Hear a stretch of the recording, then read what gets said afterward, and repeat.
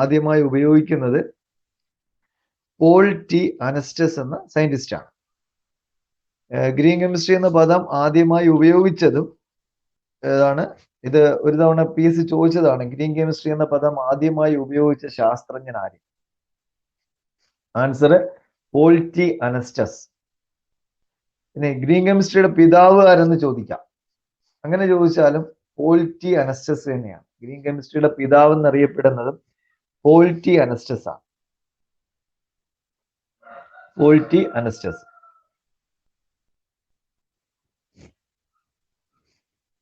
ഇത് നമ്മുടെ പരിസ്ഥിതി പ്രശ്നവുമായി അല്ലെങ്കിൽ ഗ്രീൻ കെമിസ്ട്രിയുമായി ബന്ധപ്പെട്ട ചോദ്യങ്ങളാണ് ഇപ്പോൾ നമ്മൾ മനസ്സിലാക്കിയത്.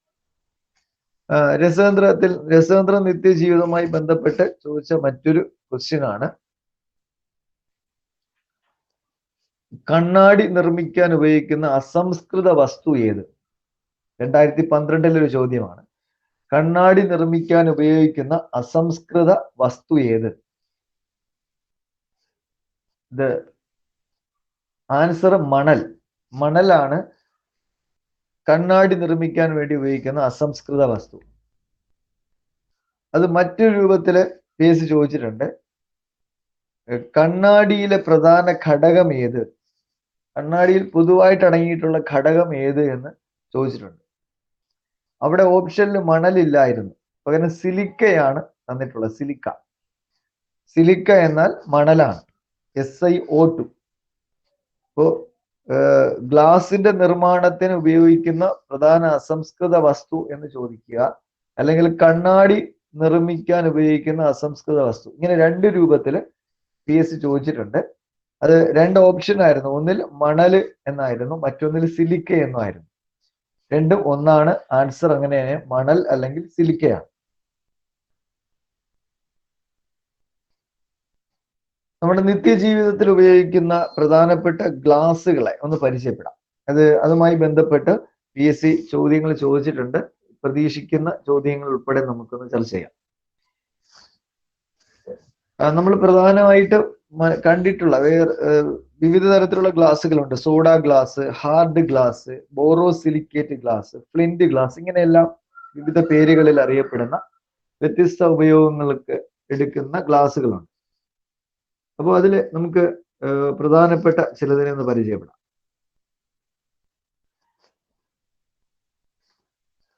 അതിൽ ഒന്നാണ് സാധാരണ ഗ്ലാസ് എന്നറിയപ്പെടുന്ന സോഫ്റ്റ് ഗ്ലാസ്.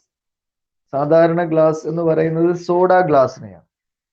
അതായത് വിൻഡോ ഗ്ലാസ്, പിന്നെ ട്യൂബ് ലൈറ്റ്, വീട്ടുപകരണങ്ങൾ, ഇവയെല്ലാം നിർമ്മിക്കുന്നതിന് ഉപയോഗിക്കുന്ന ഗ്ലാസ്, അതാണ് സോഡ ഗ്ലാസ് അല്ലെങ്കിൽ സോഫ്റ്റ് ഗ്ലാസ് എന്നറിയപ്പെടുന്നത്. സാധാരണ ഗ്ലാസ് ആണത്. അത് വീട്ടുപകരണങ്ങൾ, അതുപോലെ തന്നെ ബോട്ടിലുകൾ, വിൻഡോ ഗ്ലാസ്, ട്യൂബ് ലൈറ്റ്, ഇവയുടെ എല്ലാം നിർമ്മാണത്തിന് ഉപയോഗിക്കുന്ന ഗ്ലാസ് ആണ് സോഡ ഗ്ലാസ് അല്ലെങ്കിൽ സോഫ്റ്റ് ഗ്ലാസ് എന്നറിയപ്പെടുന്നത്.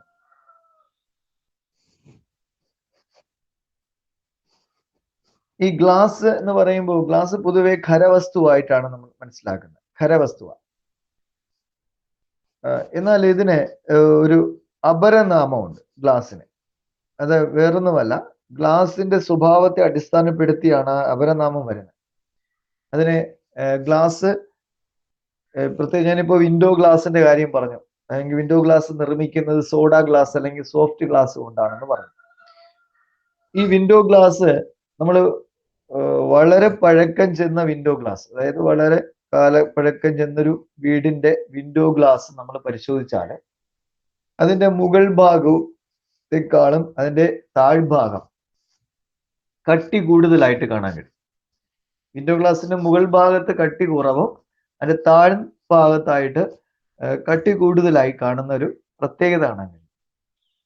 അപ്പൊ ഇതിനർത്ഥം ഇവിടെ രാസപരമായൊരു മാറ്റം സംഭവിക്കുകയാണ്.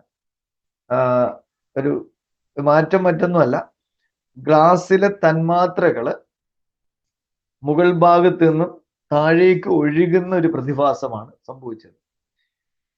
താപവും മറ്റും ഘടകങ്ങളുടെ സാന്നിധ്യത്തിൽ തന്നെ ഈ തന്മാത്രകൾ വളരെ കാലമെടുത്ത് സാവധാനം മുകളിൽ നിന്ന് താഴേക്ക് ഒഴുകി ഗ്ലാസ് തന്മാത്രകൾ.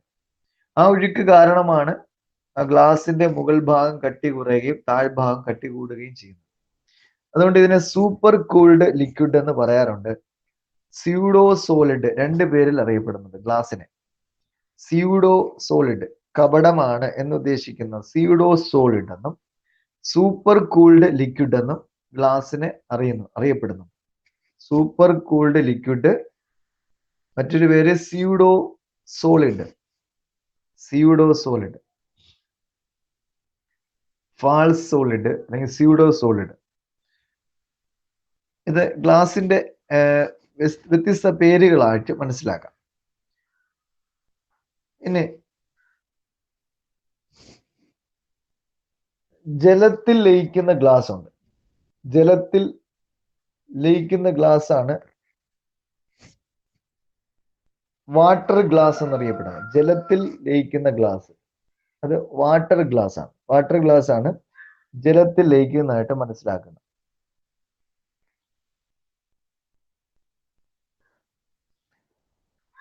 അടുത്ത ലബോറട്ടറി ഉപകരണങ്ങൾ നിർമ്മിക്കാൻ ഉപയോഗിക്കുന്ന ഗ്ലാസ്. നമ്മൾ ലബോറട്ടറിയിൽ ലാബിൽ സയൻസ് വിഷയങ്ങൾ പഠിച്ചു വന്നവർക്കറിയാം, ലബോറട്ടറിയിൽ കെമിസ്ട്രി ലാബിൽ കയറി കഴിഞ്ഞാൽ അവിടെ ഉപയോഗിക്കുന്ന ഉപകരണങ്ങൾ അത് കൂടുതലും ഹീറ്റ് റെസിസ്റ്റന്റ് ഗ്ലാസ്സുകളാണ്. ടെസ്റ്റ് ട്യൂബ്, ബീക്കർ ഇങ്ങനെയുള്ളവയെല്ലാം നിർമ്മിക്കപ്പെട്ടിട്ടുള്ളത്. അപ്പൊ അതുകൊണ്ട് തന്നെ ബോറോസിലിക്കേറ്റ് ഗ്ലാസ് എന്നാ പറയുന്നത്. ലബോറട്ടറിയിൽ ഉപയോഗിക്കുന്ന ഗ്ലാസ്സുകൾ ബോറോസിലിക്കേറ്റ് ഗ്ലാസ്.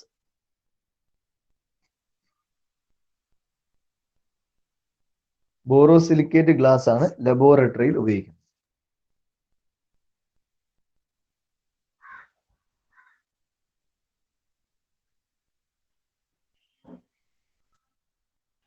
അടുത്ത നമുക്ക്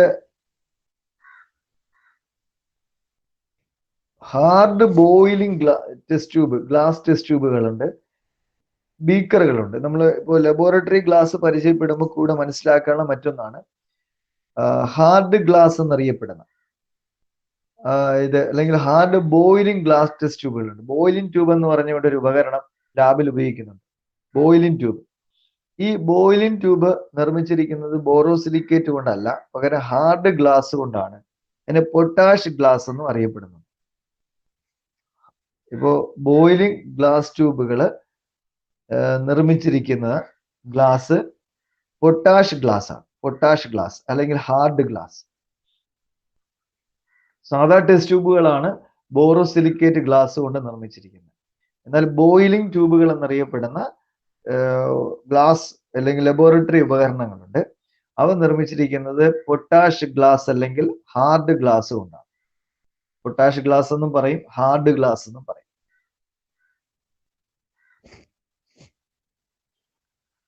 ഹാർഡ് ഗ്ലാസ്സിലെ ഘടകങ്ങൾ പൊട്ടാസ്യം സിലിക്കേറ്റിന്റെയും കാൽസ്യം സിലിക്കേറ്റിന്റെയും മിശ്രിതമാണ്.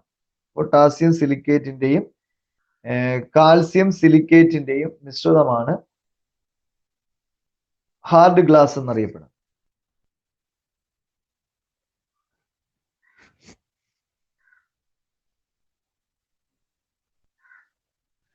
നമുക്ക് ലാബിൽ ഉപയോഗിക്കുന്ന ഈ ഗ്ലാസ് ഹീറ്റ് റെസിസ്റ്റന്റ് ഗ്ലാസ് ആണെന്ന് ഞാൻ പറഞ്ഞു. ഹീറ്റ്, കാരണം നമുക്കറിയാം ടെസ്റ്റ് ട്യൂബിൽ പല ദ്രാവകങ്ങളും നമ്മൾ എടുത്ത് ചൂടാക്കാറുണ്ട്. അപ്പോൾ അത് നേരിട്ട് തന്നെ തീയിൽ കാണിച്ചാണ് നമ്മൾ എന്ത് ചെയ്യുന്നത്, അത് ചൂടാക്കുന്നത്. അപ്പോൾ അത്രത്തോളം ഹീറ്റിന് തന്നെ ഓവർകം ചെയ്യാൻ പറ്റുന്നു, റെസ്റ്റ് ചെയ്യാൻ പറ്റുന്നുണ്ട്. അപ്പോൾ ഈ ഹീറ്റ് റെസിസ്റ്റന്റ് ഗ്ലാസ് ആയിട്ട് നമ്മൾ മനസ്സിലാക്കുന്ന ബോറോസിലിക്കേറ്റ് ഗ്ലാസ്സുകളാണ്. ഇതിലെ പ്രധാനപ്പെട്ട ഘടകം ഏതെന്ന് ചോദിക്കാം. ഇതിന് കാരണമായ പ്രധാനപ്പെട്ട ഘടകം ബോറിക് ഓക്സൈഡ് ആണ്. ബോറിക് ഓക്സൈഡ് ഹീറ്റ് റെസിസ്റ്റന്റ് ഗ്ലാസ്സിലെ പ്രധാന ഘടകം. സിലിക്ക കൂടാതെയുള്ള, സിലിക്ക പൊതുവെ എല്ലാ ഗ്ലാസ്സിലും ഉള്ളതാണ്, അത് കൂടാതെയുള്ള പ്രധാനപ്പെട്ട ഘടകം, ഹീറ്റ് റെസിസ്റ്റന്റ് ഗ്ലാസ്സിലെ പ്രധാനപ്പെട്ട ഘടകം ബോറിക് ഓക്സൈഡ്. Boric oxide.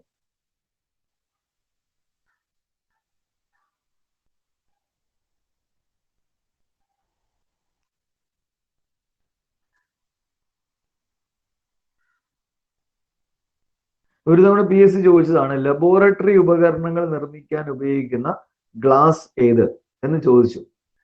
അപ്പൊ അവിടെ ഓപ്ഷനിൽ ബോറോസിലിക്കേറ്റ് ഗ്ലാസ് ഒന്നും ഇല്ലായിരുന്നു. അവിടെ പകരം തന്നിരുന്നത് പൈറക്സ് ഗ്ലാസ് എന്നായിരുന്നു.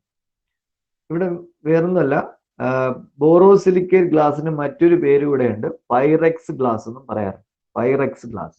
അപ്പോൾ ബോറോസിലിക്കേറ്റ് ഗ്ലാസും പൈറക്സ് ഗ്ലാസ് ഓപ്ഷനിൽ രണ്ട് രീതിയിൽ ചോദിച്ചിട്ടുണ്ടായിരുന്നു. അപ്പോൾ രണ്ട് പേരുകൾ മനസ്സിലാക്കണം. ബോറോസിലിക്കേറ്റ് ഗ്ലാസ് എന്നും പൈറക്സ് ഗ്ലാസ് എന്നും പറയും.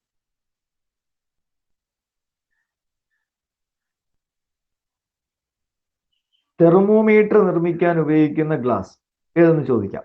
തെർമോമീറ്റർ നിർമ്മിക്കുന്നതിന് ഉപയോഗിക്കുന്ന ഗ്ലാസ് അത് പൈറക്സ് ഗ്ലാസ് ആണ്. ബോറോസിലിക്കേറ്റ് അല്ലെങ്കിൽ പൈറക്സ് ഗ്ലാസ്. തെർമോമീറ്റർ നിർമ്മിക്കുന്നതിന് ഉപയോഗിക്കുന്ന ഗ്ലാസ്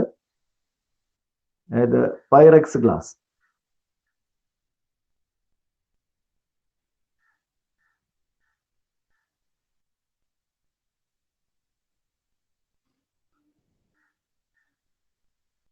അടുത്ത ഇലക്ട്രിക് ബൾബ്, ലെൻസുകൾ, പ്രിസങ്ങൾ. ഇലക്ട്രിക് ബൾബ്, പിന്നീട് ലെൻസുകൾ, ക്യാമറ ലെൻസുകൾ, പ്രിസങ്ങൾ. അത് മൈക്രോസ്കോപ്പ്, ടെലസ്കോപ്പിലേക്ക് ലെൻസ് വരുന്നുണ്ട്. അതുകൊണ്ട് പൊതുവെ എങ്ങനെ മനസ്സിലാക്കുക, ലെൻസുകൾ എന്ന് പറയുമ്പോൾ ക്യാമറയിലും മൈക്രോസ്കോപ്പിലെ ടെലസ്കോപ്പിലേക്ക് വരുന്നുണ്ട്.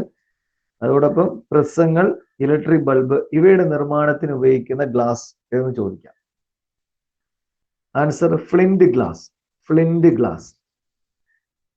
ഫ്ലിന്റ് ഗ്ലാസ് ആണ് ഈ പറയപ്പെടുന്ന നിർമ്മാണത്തിന് വേണ്ടി ഉപയോഗിക്കുന്നത്.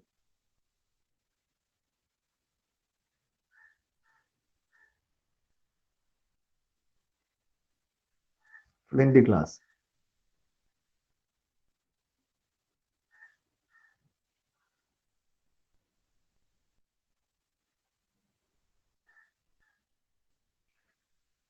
വാഹനങ്ങളിൽ ഉപയോഗിക്കുന്ന ഗ്ലാസ്, ഇത് വളരെ പ്രധാനപ്പെട്ട ഒരു ചോദ്യം തന്നെയാണ്.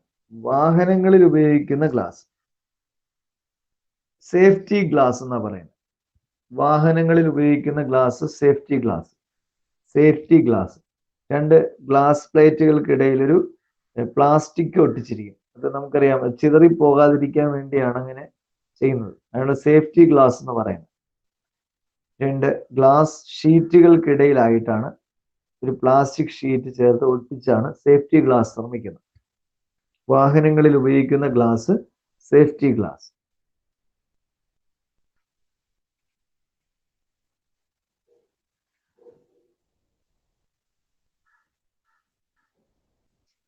ഇത് പഠിക്കുമ്പോൾ അടുത്തൊരു ക്വസ്റ്റ്യനുകളെ പ്രതീക്ഷിക്കാം. ബുള്ളറ്റ് പ്രൂഫ് സ്ക്രീൻ, അതുപോലെ തന്നെ വിൻഡ് ഷീൽഡുകൾ എന്നിവ നിർമ്മിക്കാൻ ഉപയോഗിക്കുന്ന ഗ്ലാസ് എന്ന് ചോദിക്കാം. ബുള്ളറ്റ് പ്രൂഫ് സ്ക്രീന്, അതുപോലെ തന്നെ വിൻഡ് ഷീൽഡുകൾ എന്നിവ നിർമ്മിക്കുന്നതിന് ഉപയോഗിക്കുന്ന ഗ്ലാസ്. ആൻസർ സേഫ്റ്റി ഗ്ലാസ് തന്നെയാണ്. Safety glass.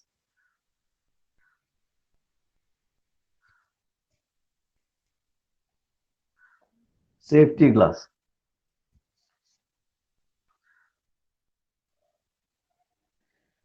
അടുത്ത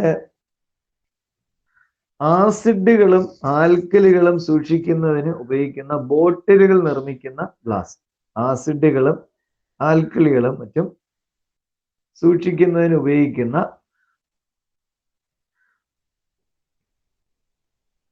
ബോട്ടിൽ നിർമ്മിക്കുന്നതിന് ഉപയോഗിക്കുന്ന ഗ്ലാസ്. ആസിഡും ആൽക്കലിയും സൂക്ഷിക്കുന്ന ബോട്ടിലുകൾ നിർമ്മിക്കുന്നതിന് ഉപയോഗിക്കുന്ന ഗ്ലാസ്.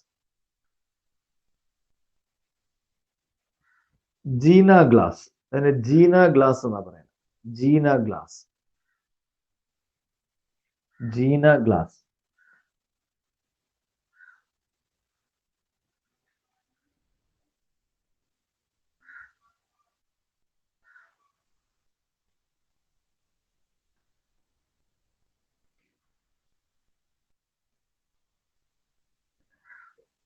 വിലപിടിപ്പുള്ള ഗ്ലാസ് ഉപകരണങ്ങൾ നിർമ്മിക്കുന്നതിന് ഉപയോഗിക്കുന്ന ഗ്ലാസ്. ഇപ്പൊ ഗ്ലാസ് ഉപകരണങ്ങൾ അറിയാം, നമുക്ക് ഗിഫ്റ്റ് ആയിട്ട് കൊടുക്കാൻ കഴിയുന്ന ധാരാളം ഗ്ലാസ് ഉപകരണങ്ങൾ നമുക്കറിയാം. അത് ഇപ്പൊ വിലയേറിയ ഗ്ലാസ് ഉപകരണങ്ങൾ നിർമ്മിക്കുന്നതിന് ഉപയോഗിക്കുന്ന ഗ്ലാസ്, അത് lead crystal glass. Lead crystal glass എന്നാണ് അതിനറിയപ്പെടുന്നത്. Lead crystal glass. വിലയേറിയ ഗ്ലാസ് ഉപകരണങ്ങൾ നിർമ്മിക്കുന്നതിന് ഉപയോഗിക്കുന്ന glass lead crystal glass.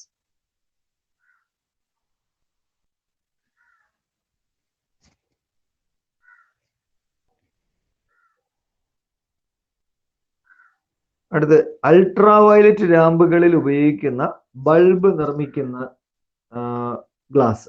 Ultra violet ലാമ്പുകളിലെ bulb നിർമ്മിക്കുന്നതിന് ഉപയോഗിക്കുന്ന ഗ്ലാസ്. അൾട്രാ വയലറ്റ് ലാമ്പിലെ ബൾബ് നിർമ്മിക്കുന്നതിന് ഉപയോഗിക്കുന്ന ഗ്ലാസ്.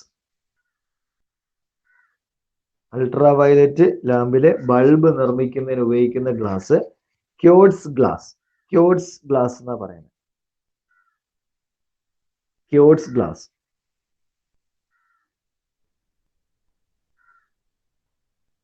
സ്പെല്ലിംഗ് പറയാമോ സർ?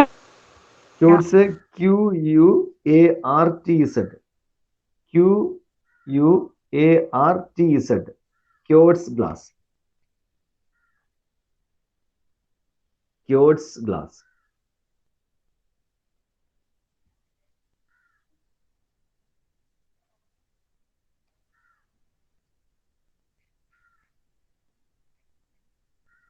ഒപ്റ്റിക്കൽ ഇൻസ്ട്രുമെന്റ്സ്, വീക്ഷണോപകരണങ്ങൾ നിർമ്മിക്കുന്നതിന് ഉപയോഗിക്കുന്ന ഒപ്റ്റിക്കൽ ഇൻസ്ട്രുമെന്റ്സ്, വീക്ഷണോപകരണങ്ങൾ നിർമ്മിക്കുന്നതിന് ഉപയോഗിക്കുന്ന ഗ്ലാസ്.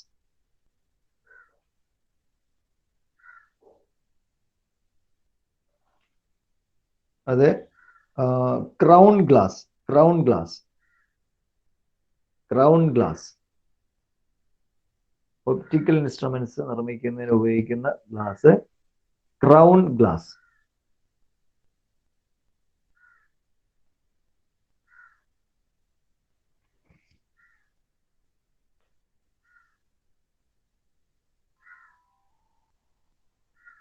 അടുത്തത് ക്വസ്റ്റ്യൻ ഇങ്ങനെ ചോദിക്കാം. കണ്ണടയിലെ ലെൻസുകൾ നിർമ്മിക്കുന്നതിന് ഉപയോഗിക്കുന്ന ഗ്ലാസ്. കണ്ണടയിലെ ലെൻസുകൾ നിർമ്മിക്കുന്നതിന് ഉപയോഗിക്കുന്ന ഗ്ലാസ്. നമ്മൾ പൊതുവെ നേരത്തെ ക്യാമറ ലെൻസൊക്കെയാണ് നേരത്തെ മനസ്സിലാക്കിയത്. ഇനി കണ്ണടയിലെ ലെൻസുകൾ നിർമ്മിക്കുന്നതിന് ഉപയോഗിക്കുന്ന glass Crookes glass. Crookes glass. Crookes glass. Crookes glass.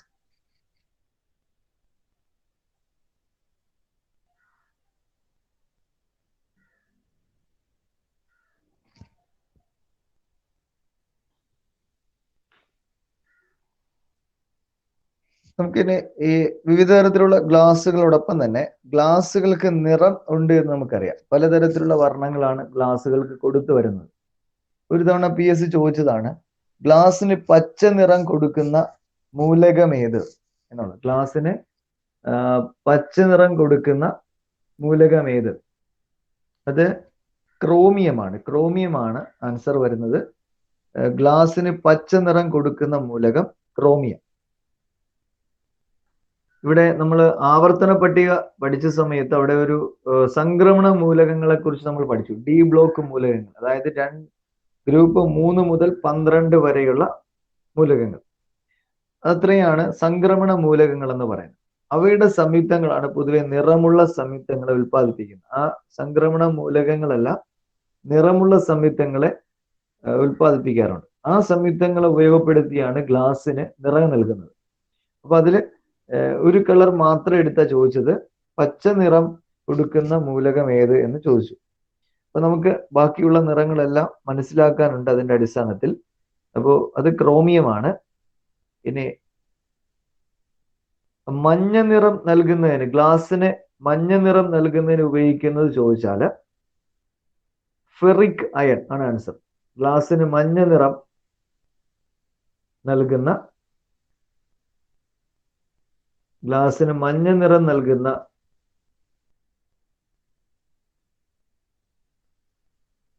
പദാർത്ഥം ferric iron. Ferric iron. Ferric iron. അതുപോലെ നീല നിറം നൽകുന്ന നിറം നൽകുന്ന പദാർത്ഥം ചോദിക്കാം. നീല നിറം നൽകുന്ന രാസവസ്തു cobalt oxide. Cobalt oxide. Cobalt oxide.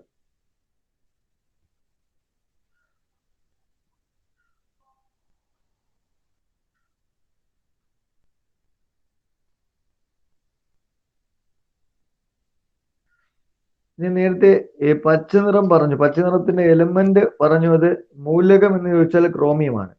എന്നാൽ പച്ച നിറം നൽകുന്ന രാസവസ്തു എന്ന് ചോദിക്കാം. അങ്ങനെയാണെങ്കിൽ ഫെറസ് ഓക്സൈഡ് ഉണ്ട്. ഫെറസ് ഓക്സൈഡ് അത് പച്ച നിറം നൽകുന്ന രാസവസ്തുവാണ്.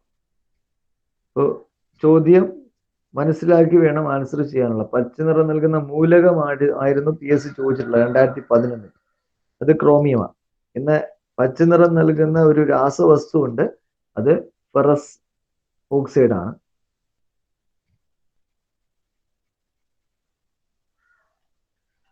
അടുത്ത് പർപ്പിൾ നിറം നൽകുന്ന രാസവസ്തു.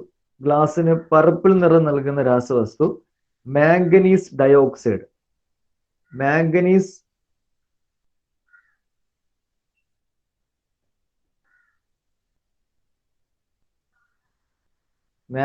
ഡയോക്സൈഡ്.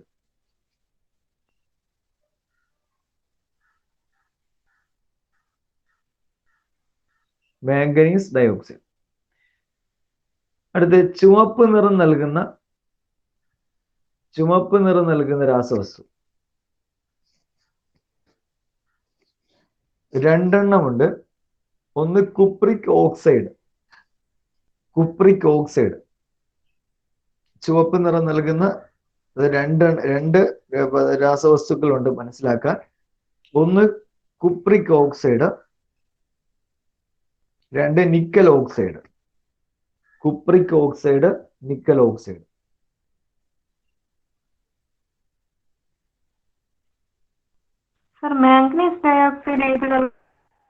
Purple colour. ഗ്ലാസിന് പർപ്പിൾ നിറം നൽകുന്നതാണ് മാംഗനീസ് ഡയോക്സൈഡ്. മഞ്ഞ നിറം നൽകുന്ന രണ്ടെണ്ണം നമ്മൾ പരിചയപ്പെട്ടു. സോറി, ചുവപ്പ് നിറം നൽകുന്ന ഒന്ന് കുപ്രിക് ഓക്സൈഡ്, രണ്ട് നിക്കൽ ഓക്സൈഡ്.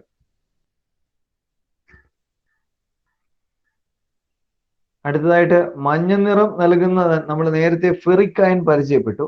അത് കൂടാതെ രണ്ടെണ്ണം കൂടെ ഉണ്ട്. രണ്ട് രാസപദാർത്ഥങ്ങൾ കൂടെ ഉണ്ട്. അതുകൂടെ നോട്ട് ചെയ്യുക. മഞ്ഞ നിറം നൽകുന്ന രാസവസ്തുക്കൾ ഒന്ന് കാഡ്മിയം സൾഫൈഡ്. Cadmium sulphide. രണ്ട് uranium oxide. Cadmium sulphide, uranium oxide.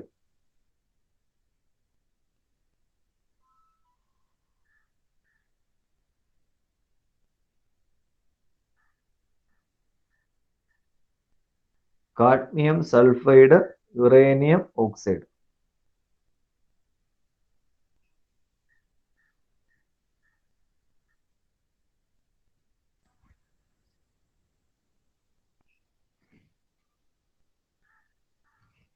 ഇത് ഗ്ലാസുമായി ബന്ധപ്പെട്ട വിവരങ്ങളാണ് നമ്മൾ നോക്കിയത്. ഗ്ലാസും പ്രധാനപ്പെട്ട ഗ്ലാസുകൾ, അവയുടെ ഉപയോഗങ്ങൾ, അതുപോലെ തന്നെ അവയുടെ നിറവുമായി ബന്ധപ്പെട്ട അവയ്ക്ക് നിറം നൽകുന്ന പദാർത്ഥങ്ങൾ, ഇതാണ് നമ്മൾ മനസ്സിലാക്കി വന്നത്. ഇതിൽ എന്തെങ്കിലും സംശയം ഉണ്ടെങ്കിൽ ചോദിക്കാം. ഇപ്പോൾ ആദ്യത്തെ ഭാഗമാണ് ഗ്ലാസ്. ഗ്ലാസുമായി ബന്ധപ്പെട്ട് എന്തെങ്കിലും സംശയം ഉണ്ടെങ്കിൽ ചോദിക്കാം.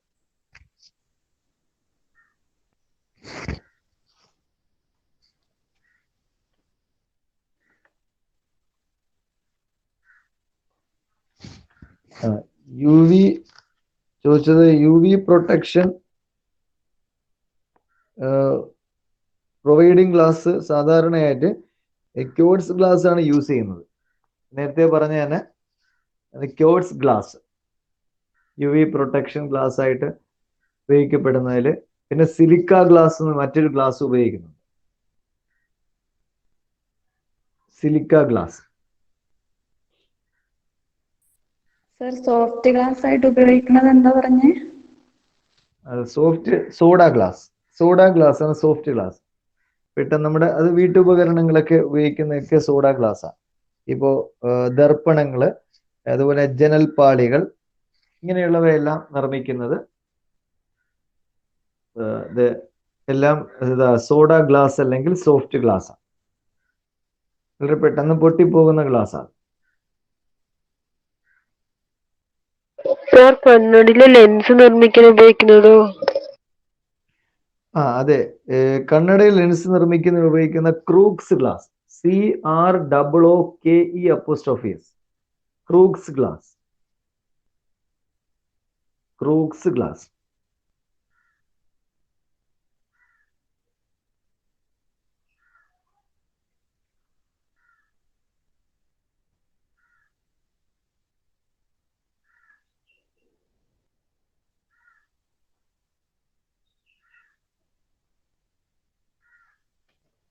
ഓക്കെ, നമുക്കിനി വേണമെങ്കിൽ ഇവിടെ ഒരു ചോദ്യം കൂടെ പരിഗണിക്കാം. ഈ ഗ്ലാസ് ലയിക്കുന്ന ഒരു ആസിഡ് ഉണ്ട്, ഗ്ലാസ് ലയിക്കുന്ന ആസിഡ്. ആ ഗ്ലാസ് ലയിക്കുന്ന acid hydrofluoric acid. Hydrofluoric acid, fluorine, hydrofluoric acid ആണ് ഗ്ലാസ് ലയിക്കുന്ന ആസിഡ്. HF, അതിന്റെ രാസസൂത്രം അങ്ങനെയാ, ഹൈഡ്രജൻ ഫ്ലൂറൈഡ് ആണ്. നമുക്ക് അസിഡിക് ആകുമ്പോൾ ഹൈഡ്രോഫ്ലൂറിക് ആസിഡ് എന്ന് പറയാം. ഹൈഡ്രോഫ്ലൂറിക് ആസിഡ് ഗ്ലാസ് ലയിക്കുന്ന ആസിഡാണ്.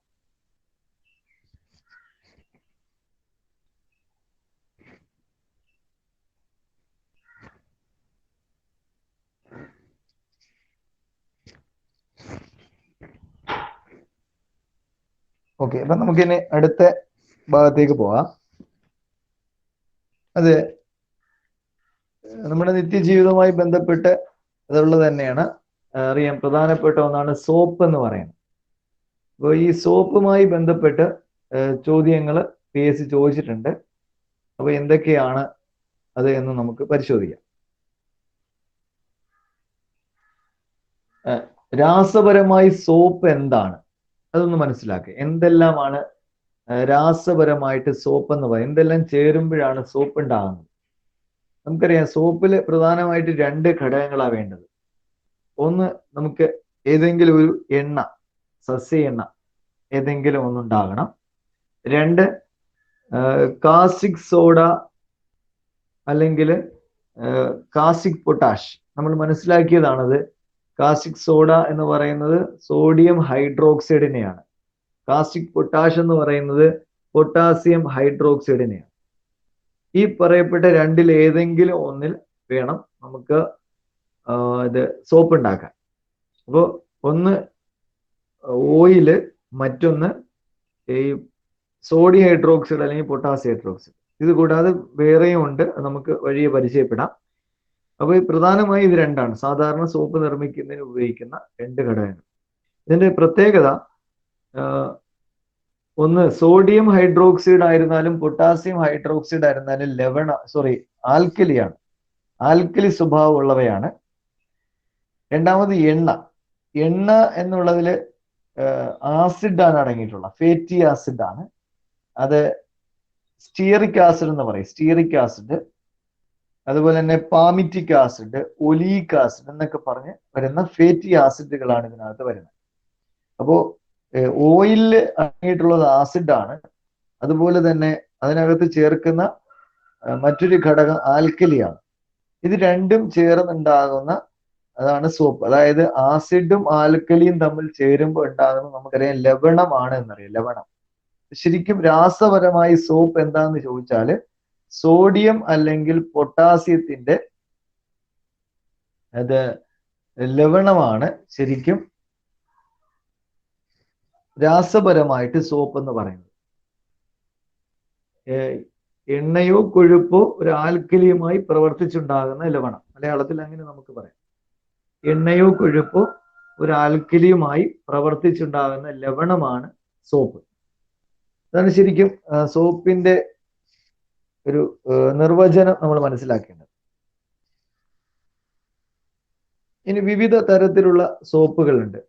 അത് ബാത്തിങ് സോപ്പ്, വാഷിംഗ് സോപ്പ്, അതുപോലെ തന്നെ ട്രാൻസ്പെയറന്റ് സോപ്പ് ഉണ്ട്, ഷേവിംഗ് സോപ്പ് ഉണ്ട്, ബേബി സോപ്പ്, ലിക്വിഡ് സോപ്പ്, ദ്രാവക സോപ്പ്, ഇങ്ങനെ പലതരത്തിലുള്ള സോപ്പുകളുണ്ട്. നമുക്കതിൽ ഓരോന്നായിട്ട് പരിചയപ്പെടാം.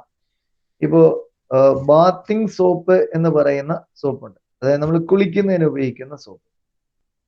അത് ബാത്തിങ് സോപ്പ് എന്ന് ടോയ്ലറ്റ് സോപ്പ് എന്ന് 2 രീതിയിൽ അറിയപ്പെടാറുണ്ട്. ബാത്തിങ് സോപ്പ് അല്ലെങ്കിൽ ടോയ്ലറ്റ് സോപ്പ്. ഇതിലെ പ്രധാനപ്പെട്ട ഘടകങ്ങൾ: 1 ഫാറ്റി ആസിഡ്, എണ്ണയിലെ അടങ്ങിയ ആസിഡായ ഫാറ്റി ആസിഡും 2 potassium hydroxide. Potassium hydroxide, caustic potash. അപ്പോൾ ഇത് 2 കാര്യങ്ങൾ മനസ്സിലാക്കിയിരിക്കുക. ടോയ്ലറ്റ് സോപ്പിലെ പ്രധാന ഘടകങ്ങൾ ഫാറ്റി ആസിഡും ഇത് പൊട്ടാസ്യം ഹൈഡ്രോക്സൈഡും, കാസ്റ്റിക് പൊട്ടാഷ്. കാസ്റ്റിക് പൊട്ടാഷ് അല്ലെങ്കിൽ പൊട്ടാസ്യം ഹൈഡ്രോക്സൈഡ്. ഇതാണ് നമ്മൾ കുളിക്കുന്നതിനായിട്ട് ഉപയോഗിക്കുന്നത്. അടുത്ത് തുണി അലക്കുന്നതിന് ഉപയോഗിക്കുന്ന സോപ്പാണ് വാഷിംഗ് സോപ്പ് എന്നാ പറയുന്നത്. വാഷിംഗ് സോപ്പ് തുണി അലക്കുന്നതിന് ഉപയോഗിക്കുന്ന സോപ്പാണ്. അപ്പോൾ അത് ഈ ഉപയോഗിക്കുന്ന ഫാറ്റി ആസിഡും സോഡിയം ഹൈഡ്രോക്സൈഡുമാണ്. കാസ്റ്റിക് സോഡ, കാസ്റ്റിക് സോഡയാണ് ഉപയോഗിക്കുന്നത്. വാഷിംഗ് സോപ്പിൽ ഉപയോഗിക്കുന്നത് ഫാറ്റി ആസിഡും കാസ്റ്റിക് സോഡയും, ഫാറ്റി ആസിഡും സോഡിയം ഹൈഡ്രോക്സൈഡുമാണ് വാഷിംഗ് സോപ്പിൽ ഉപയോഗിക്കുന്നത്.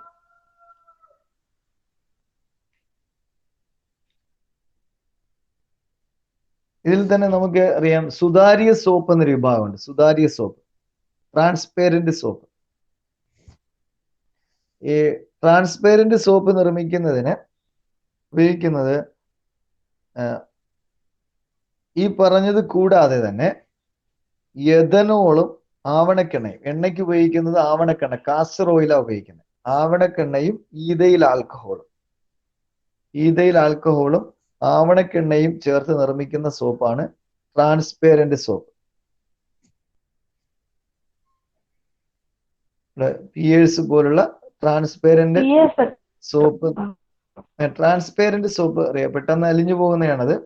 ട്രാൻസ്പെറന്റ് ആയിരിക്കും, ഒരുതരം ഗ്ലാസി അപ്പിയറൻസ് ഉള്ള സോപ്പാണ് അത്. ഞാൻ ഒരു ഉദാഹരണം പറഞ്ഞതാണ്. പൊതുവെ അങ്ങനെയുള്ള സോപ്പുകളെ ഘടകങ്ങൾ: 1 ഈഥയിൽ ആൽക്കഹോളും 2 ആവണക്കെണ്ണ അല്ലെങ്കിൽ കാസ്റ്റർ ഓയിലാണ് യൂസ് ചെയ്യുന്നത്.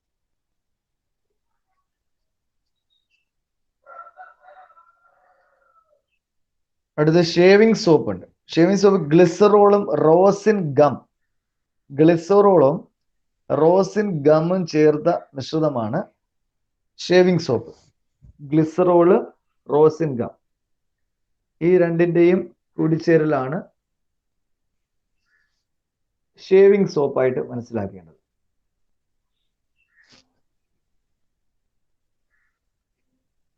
Glycerol, Rosin gum. ബേബി സോപ്പിലെ പ്രധാന ഘടകം ഒലിവ് എണ്ണയാണ്. ഒലിവ് ഓയിൽ, ഒലീക് ആസിഡ്, അതായത് ഒലിവ് ഓയിലാണ് ബേബി സോപ്പിലെ പ്രധാന ഘടകം. ഒലിവ് ഓയിൽ അതൊരു തരം ഗം ആണ്. അതായത് നമ്മുടെ റോസിനേറ്റഡ് വാട്ടർ, ശരിക്കും റോസിൻ ഗം. അതൊരു തരം നമ്മുടെ പശ പോലുള്ള സംഗതി, വസ്തുവാണ് റോസിൻ ഗം. ഇത് രണ്ടും കൂടെ ചേർത്താണ് ഇത് ശരിക്കും ഫോം പ്രൊഡ്യൂസ് ചെയ്യുക. അതിന്റെ വേറെ പ്രത്യേകത, ഗ്ലിസറോളൂടെ ചേർത്ത് കഴിയുമ്പോൾ ഫോം പതയും നന്നായിട്ട്. ആണ് ഷേവിംഗ് സോപ്പായിട്ട് യൂസ് ചെയ്യുന്നത്. അടുത്ത ദ്രാവക സോപ്പുണ്ട്, ലിക്വിഡ് സോപ്പ്. ലിക്വിഡ് സോപ്പ് നിർമ്മിക്കുന്നത് വെളിച്ചെണ്ണയും കാസ്റ്റിക് പൊട്ടാഷ്യം ചേർത്ത, കോക്കനട്ട് ഓയിലും കാസ്റ്റിക് പൊട്ടാഷ്യം അല്ലെങ്കിൽ പൊട്ടാസ്യം ഹൈഡ്രോക്സൈഡും ചേർത്താണ് ദ്രാവക സോപ്പ് നിർമ്മിക്കുന്നത്.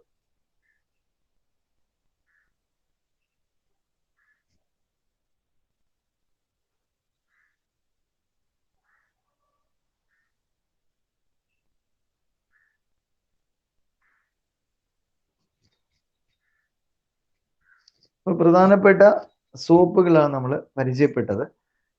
വിവിധ ഇനം സോപ്പുകൾ. നമുക്ക് ഈ ഇതെല്ലാം സോപ്പ് നിർമ്മിക്കുന്നതിന് പ്രധാനമായിട്ട് 2 ഘടകങ്ങൾ, ഒന്ന് ആസിഡ് മറ്റൊന്ന് ആൽക്കലി ആണ് എന്ന് മനസ്സിലാക്കി. അതുകൊണ്ട് സോപ്പ് എന്നൊരു ലവണം ആണ് എന്ന് മനസ്സിലാക്കി. ഈ സോപ്പ് നിർമ്മിക്കുന്ന പ്രക്രിയയ്ക്ക് ഒരു പേരുണ്ട്, സാപ്പോണിഫിക്കേഷൻ. സോപ്പ് നിർമ്മിക്കുന്ന പ്രക്രിയയാണ് സാപ്പോണിഫിക്കേഷൻ. സോപ്പ് നിർമ്മിക്കുന്ന പ്രക്രിയ സാപ്പോണിഫിക്കേഷൻ.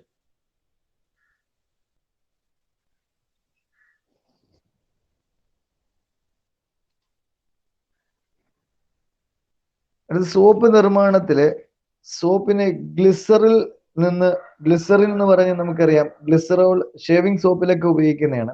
അല്ലാതെയും ഗ്ലിസറിൻ ചേർക്കാറുണ്ട്. ഇപ്പോ ഞാൻ നേരത്തെ പറഞ്ഞ പ്രധാന ഘടകം കൂടാതെ തന്നെ ഗന്ധത്തിനും അതുപോലെ തന്നെ കൂടുതൽ ഫോം പ്രൊഡ്യൂസ് ചെയ്യിപ്പിക്കുന്നതിനൊക്കെ ലേദർ പ്രൊഡ്യൂസ് ചെയ്യാൻ നന്നായിട്ട് പതയുന്നതിന് ഒക്കെ എന്ത് ചെയ്യാറുണ്ട്, ഈ മറ്റ് ഇൻഗ്രീഡിയൻസ് ചേർക്കാറുണ്ട്. അതിലൊന്നാണ് ഗ്ലിസറിൻ. അപ്പൊ ഗ്ലിസറിനൊക്കെ ഇത് ചേർത്തിട്ട് പിന്നീട് അത് ചെറിയ അളവിൽ മാത്രമേ പാടുള്ളൂ എന്നുള്ളതാണ്.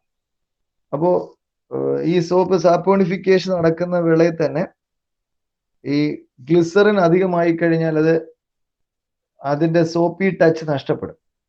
അതുകൊണ്ട് തന്നെ അതിനെ ഗ്ലിസറിൽ നിന്നും വേർതിരിച്ചെടുക്കുന്ന ഒരു പ്രക്രിയയുണ്ട്. അപ്പൊ സോപ്പ് നിർമ്മാണ വേളയിൽ സോപ്പിനെ ഗ്ലിസറിനിൽ നിന്നും വേർതിരിക്കുന്ന പ്രക്രിയ സാൾട്ടിങ് ഔട്ട് എന്നാ പറയുന്നത്. സാൾട്ടിങ് ഔട്ട് ഗ്ലിസറിൽ നിന്നും സോപ്പിനെ വേർതിരിച്ചെടുക്കുന്ന ആ ഒരു പ്രക്രിയ, അത് സോപ്പ് നിർമ്മാണ വേളയിലാണ് സംഭവിക്കുന്നത്. അങ്ങനെയുള്ള പ്രക്രിയ സാൾട്ടിങ് ഔട്ട് എന്ന് പറയാറുണ്ട്.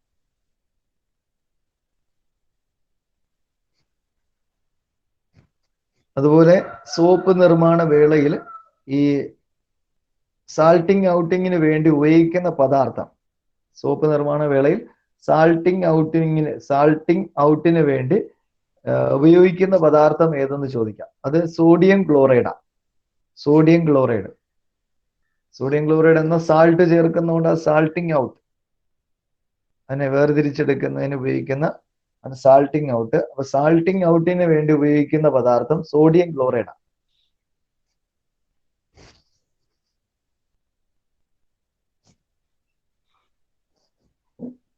നമ്മൾ ഉപയോഗിക്കുന്ന സോപ്പ് അതിൽ ഗുണമേന്മ എന്ന് പറയുന്ന വ്യത്യാസമായിരിക്കും പലതും.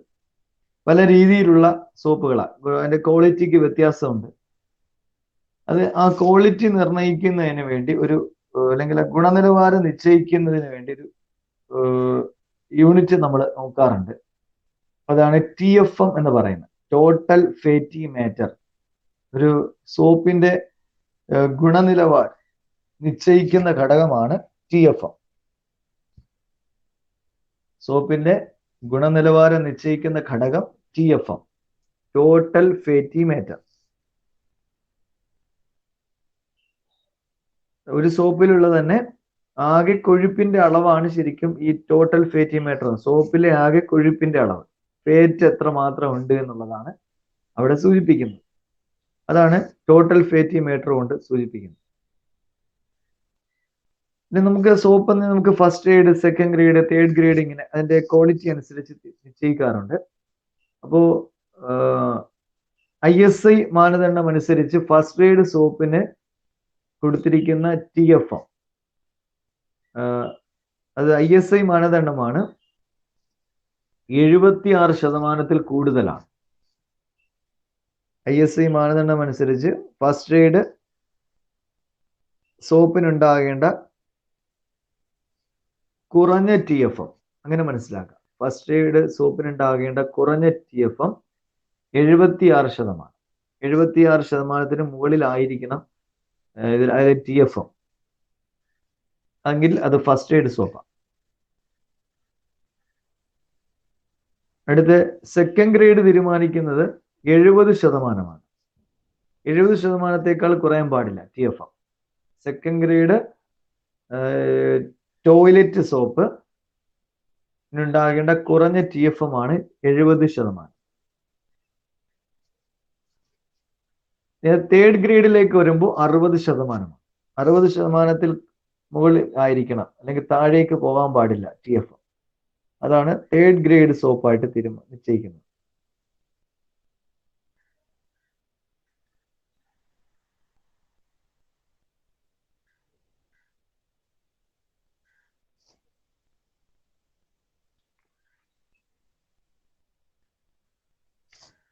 നമുക്കറിയാം സോപ്പ് എന്നുള്ളത് സോഫ്റ്റ് വാട്ടറിലാണ് ശരിക്കും പതയുന്നത്. സോഫ്റ്റ് വാട്ടറാണ് ഉപയോഗിക്കുന്നത്. മൃദുജലവുമായി ഉപയോഗിക്കപ്പെടുന്ന ഒരു പദാർത്ഥമാണ് സോപ്പ്.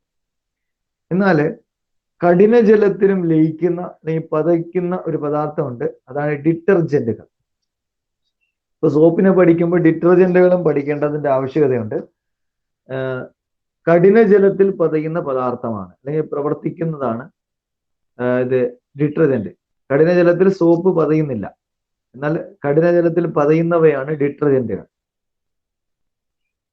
ഡിറ്റർജന്റ് എന്നാൽ സൾഫോണിക് ആസിഡിന്റെ ലവണമാണ്. നമ്മൾ നേരത്തെ ഫാറ്റി ആസിഡിന്റെ ലവണമായിട്ടാണ് സോപ്പിനെ പരിചയപ്പെട്ടത്. ഇവിടെ ഡിറ്റർജന്റ് നിർമ്മിക്കുന്നതും ആസിഡും ആൽക്കലിയും തമ്മിൽ ചേർന്നാണ്. ഇവിടെ ഉപയോഗിക്കുന്ന പ്രധാനപ്പെട്ട ആസിഡ് സൾഫോണിക് ആസിഡാണ്. ഡിറ്റർജന്റ് നിർമ്മാണത്തിന് വേണ്ടി ഉപയോഗിക്കുന്ന ആസിഡ് സൾഫോണിക് ആസിഡ്. അപ്പൊ സൾഫോണിക് ആസിഡിന്റെ ലവണമാണ് ഡിറ്റർജന്റ് എന്ന് പറയുന്നത്.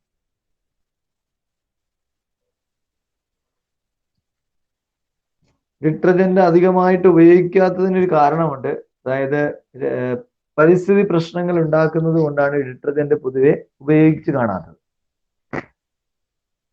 അല്ല എങ്കിൽ ഡിറ്റർജന്റ് നമുക്ക് കഠിനജലത്തിലും പതയുന്നത് കൊണ്ട് അത് ഉപയോഗപ്രദമായേനെ. പക്ഷെ പരിസ്ഥിതി പ്രശ്നം കൂടുതലുള്ളത് കൊണ്ട് ഡിറ്റർജന്റ് അധികമായി ഉപയോഗിക്കുന്നില്ല.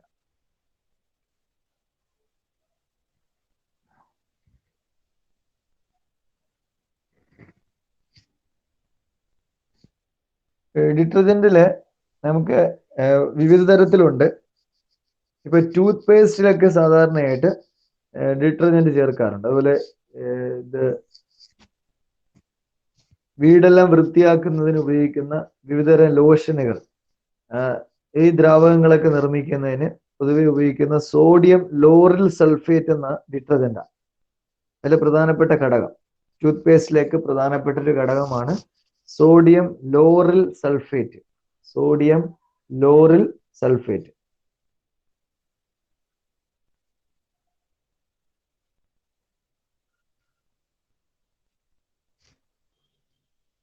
Sodium ലോറിൽ sulphate.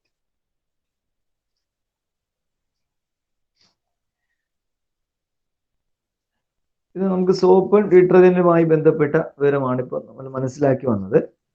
ഇതിൽ എന്തെങ്കിലും സംശയം ഉണ്ടെങ്കിൽ ചോദിക്കാം. Soap, detergent.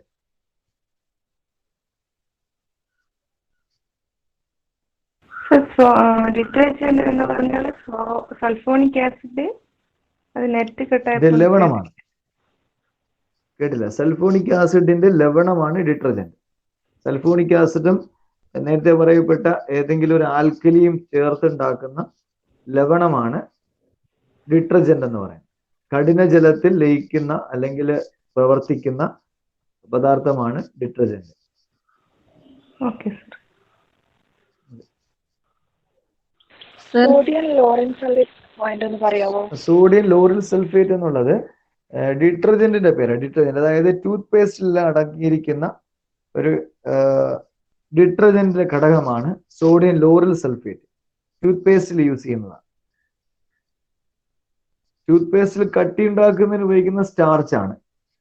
അതുപോലെ ടൂത്ത് പേസ്റ്റിലെ നിർമ്മാണ രംഗത്തിൽ ഉപയോഗിക്കുന്ന ഡിറ്റർജന്റിലെ പ്രധാന ഘടകമാണ് സോഡിയം ലോറിൽ സൾഫേറ്റ്. ഒരു ആനയോണിക് ഡിറ്റർജന്റ് ആണ്.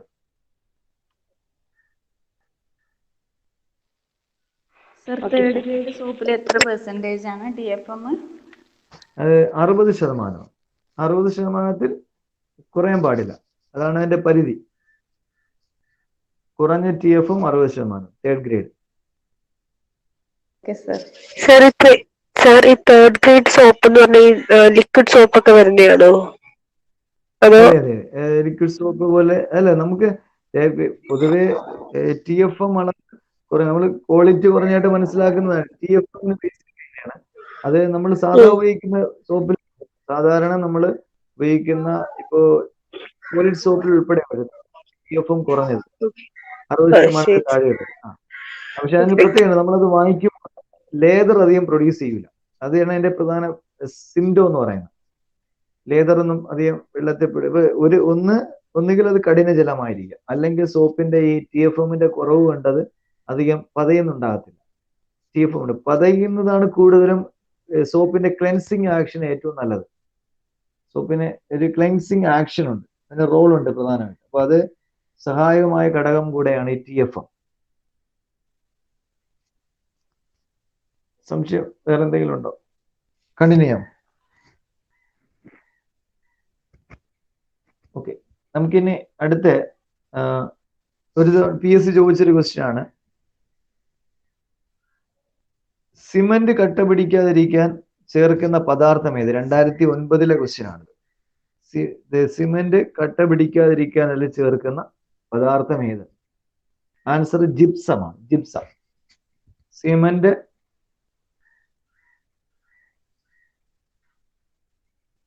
കട്ട പിടിക്കാതിരിക്കാൻ വേണ്ടി ചേർക്കുന്ന പദാർത്ഥം ജിപ്സം. സിമന്റിന്റെ രാസനാമം മനസ്സിലാക്കുന്നത് നല്ലതാണ്. Calcium aluminium silicate.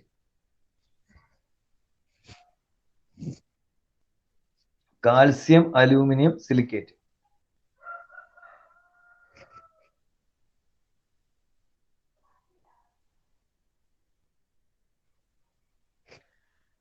സിമന്റ് നിർമ്മാണത്തിന് വേണ്ടുന്ന അസംസ്കൃത വസ്തുക്കൾ ഏതെവിടെന്ന് മനസ്സിലാക്കാം. ചുണ്ണാമ്പ് കല്ല്, കളിമണ്ണ്, ജിപ്സം. ഇത് മൂന്നുമാണ് സിമന്റ് നിർമ്മാണത്തിന് വേണ്ടുന്ന അസംസ്കൃത വസ്തുക്കൾ. ചുണ്ണാമ്പ് കല്ല്, കളിമണ്ണ്, ജിപ്സം. ഈ മൂന്നുമാണ് അസംസ്കൃത വസ്തുക്കൾ, സിമന്റ് നിർമ്മാണത്തിന് വേണ്ടുന്ന അസംസ്കൃത വസ്തുക്കൾ.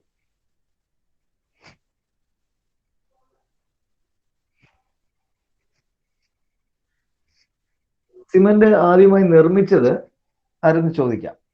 സിമന്റ് ആദ്യമായിട്ട് നിർമ്മിക്കുന്ന ജോസഫ് ആസ്പിഡിൻ. Joseph Aspdin. ഇദ്ദേഹം ഒരു മേശരിയാണ്, ഒരു മേസൺ ആണ്, ബ്രിട്ടീഷുകാരനാണ്. ജോസഫ് ആസ്പിഡിൻ എന്ന ആളാണ് ആദ്യമായിട്ട് സിമന്റ് നിർമ്മിക്കുന്നത്.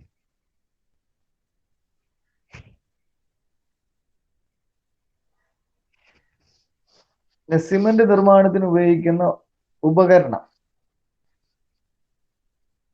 സിമന്റ് നിർമ്മാണത്തിന് വേണ്ടി ഉപയോഗിക്കുന്ന ഉപകരണം പഠിച്ചിരിക്കുന്ന നല്ലതാണ്.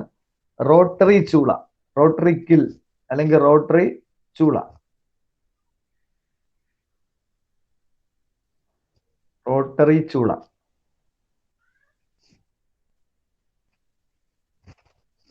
റോട്ടറി കിൻ എന്ന് പറയും, KILN. റോട്ടറി ചൂളയാണ് ഇതിനു വേണ്ടി ഉപയോഗിക്കുന്നത്.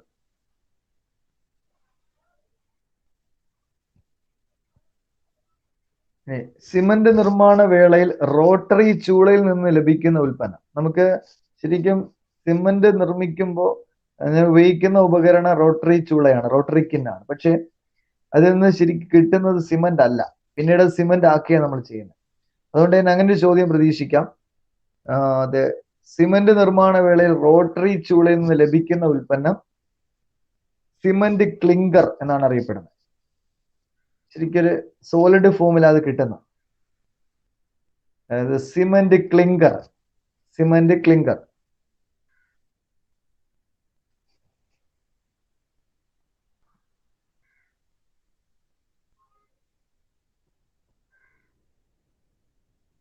Cement clinker. ഈ സിമന്റ് ക്ലിങ്കറിനെയും ജിപ്സത്തെയും കൂടെ പൊടിച്ചാണ് ശരിക്കും ചേർത്ത് സിമന്റ് ആക്കുന്നത്. സിമന്റിന്റെ സെറ്റിംഗ് സമയം നിയന്ത്രിക്കുന്നതിന് വേണ്ടിയാണ് ചെയ്യുന്നത്. അപ്പോ ഇവിടെ ജലവുമായിട്ട്, സിമന്റ് ജലവുമായി പ്രവർത്തിച്ച് കട്ടിയാകുന്ന പ്രവർത്തനമാണ് സെറ്റിംഗ് എന്ന് ഉദ്ദേശിക്കുന്നത്. ജലവുമായി പ്രവർത്തിക്കുന്നു. അപ്പോ സിമന്റ് ജലവുമായി പ്രവർത്തിക്കുന്ന രാസപ്രവർത്തനത്തിന് ഒരു പേര് കൂടെയുണ്ട്. കാര്യം നമുക്കറിയാം, സിമന്റിലേക്ക് വെള്ളം ചേർത്ത് കുഴയ്ക്കുമ്പോൾ നമ്മുടെ കൈയെല്ലാം പൊള്ളാറുണ്ട്. അതിനർത്ഥം അത് താപമോചക പ്രവർത്തനമാണ്. താപത്തെ പുറത്തു വിടുകയാണ് ചെയ്യുന്നത്. സിമന്റിൽ വെള്ളം ചേർക്കുമ്പോൾ അത് താപത്തെ പുറത്തു വിടുന്നു. അതുകൊണ്ട് ഇതൊരു താപമോചക പ്രവർത്തനമാണ്. സിമന്റ് സെറ്റിംഗ് എന്നുള്ളത് ഒരു താപമോചക പ്രവർത്തനമാണ്.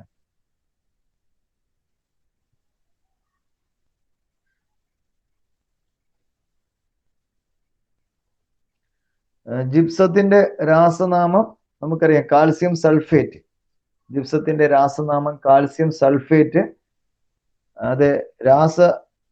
അത് സൂത്രം കൂടെ പഠിക്കുക. കാര്യം അങ്ങനെ PSC ചോദിച്ചിട്ടുണ്ട്. അത് CaSO4.2H2O.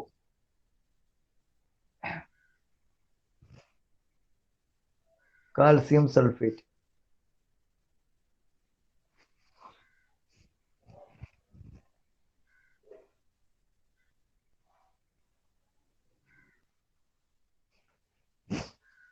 സിമെന്റ് നിർമ്മാണവുമായി ബന്ധപ്പെട്ട ചോദ്യങ്ങൾ നമ്മൾ നോക്കി. സിമെന്റുമായി ബന്ധപ്പെട്ട് PSC ചോദിച്ചതും അത് പ്രതീക്ഷിക്കാവുന്ന ചോദ്യമാണ് നമ്മൾ നോക്കിയത്. സർ, ജിപ്സത്തിന്റെ രാസസൂത്രം ഒന്നും കൂടി പറയൂ. CaSO4.2H2O. CaSO4 എന്ന് എഴുതിയിട്ട് ഡോട്ട് കൊടുക്കുക, എന്നിട്ട് 2H2O എന്നെഴുതുക. അതുപോലെ പ്ലാസ്റ്റർ ഓഫ് പാരീസ് എന്ന് ചോദിക്കാം. പ്ലാസ്റ്റർ ഓഫ് പാരീസും കാൽസ്യം സൾഫേറ്റ് തന്നെയാണ്, പക്ഷെ അതിന്റെ കൃത്യമായിട്ട് രാസസൂത്രം പ്ലാസ്റ്റർ ഓഫ് പാരീസ് ആണെങ്കിൽ CaSO4.12H2O. CaSO4.12H2O.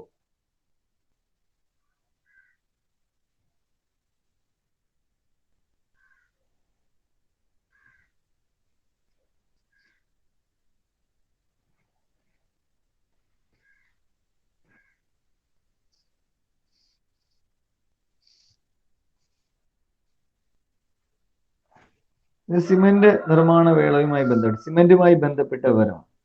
അടുത്ത് നമുക്ക് പൊതുവെ നമ്മുടെ നിത്യജീവിതത്തിൽ നമ്മുടെ ആഹാര പദാർത്ഥവുമായിട്ട് രസതന്ത്രത്തിന് പങ്കുണ്ടെന്ന് നമുക്കറിയാം.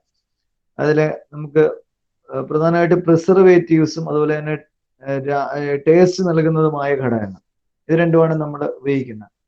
അതുപോലെ കളർ കൊടുക്കുന്നതിന് നമ്മൾ രാസവസ്തുക്കളെ ഉപയോഗിക്കാറുണ്ട്. അപ്പൊ അതില് കുറച്ച് ഭാഗം നമുക്കൊന്ന് പരിചയപ്പെടാം. ഇപ്പോ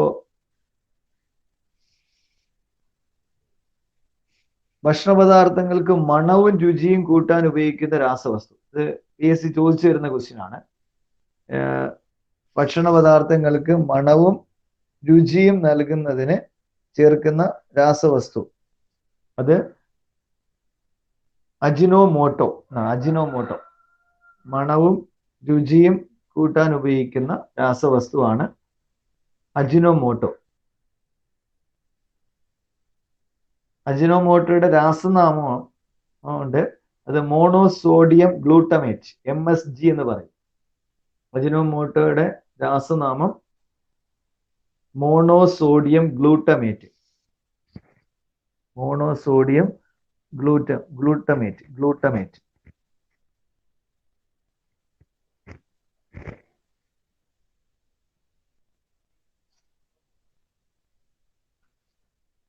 ഈ അജിനോമോട്ടോ ആദ്യമായി ഉപയോഗിച്ച രാജ്യം ജപ്പാനാണ്. ജപ്പാൻ.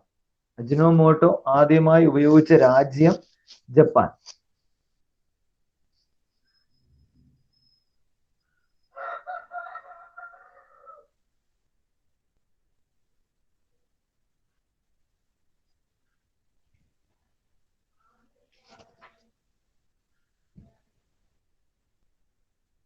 അടുത്ത് നമുക്ക് ഈ അജിനോമോട്ടോടൊപ്പം തന്നെ അല്ലാതെയുള്ള നമുക്ക് ഉപയോഗിക്കുന്ന മറ്റൊന്നുണ്ട്. അതായത് ആഹാരങ്ങൾ കേടുകൂടാതിരിക്കുന്നതിന് വേണ്ടി പ്രിസർവേറ്റീവ് ആയിട്ട് ഉപയോഗിക്കുന്ന ചില പദാർത്ഥങ്ങളുണ്ട്. അതിൽ ഒന്ന് നമുക്കറിയാം, ഉപ്പിട്ട് സൂക്ഷിക്കുന്ന പ്രക്രിയ, സോഡിയം ക്ലോറൈഡ്. അത് പ്രിസർവേറ്റീവ് ആയിട്ട് ഉപയോഗിക്കുന്നവയാണ്. Sodium chloride. രണ്ട്, അച്ചാറിലൊക്കെ നമ്മൾ ഉപയോഗിക്കുന്ന വിനാഗിരി, അസറ്റിക് ആസിഡ്. വിനാഗിരി എന്നാൽ അസറ്റിക് ആസിഡ്. വിനാഗിരിയിൽ അടങ്ങിയിട്ടുള്ളതാണ്. 100% അല്ല, അസറ്റിക് ആസിഡ് അല്ല. 100% അസറ്റിക് ആസിഡിനെ ഗ്ലേഷ്യൽ അസറ്റിക് ആസിഡ് എന്നാണ് പറയുന്നത്. Glacial acetic acid. 100% acetic acid ആണെങ്കിൽ അതിനെ ഗ്ലേഷ്യൽ അസറ്റിക് ആസിഡ് എന്ന് പറയും. വിനാഗിരി ചേർക്കാറുണ്ട്. പഞ്ചസാര ഒരു പ്രിസർവേറ്റീവ് ആയിട്ട് നമ്മൾ യൂസ് ചെയ്യുന്നവയാണ്. പ്രിസർവേറ്റീവ് ആയിട്ട് ഉപയോഗിക്കുന്നതാണ് പഞ്ചസാര. പിന്നെ രണ്ട് പദാർത്ഥങ്ങൾ ഇവിടെ ഉണ്ട്. Sodium benzoate. Sodium benzoate.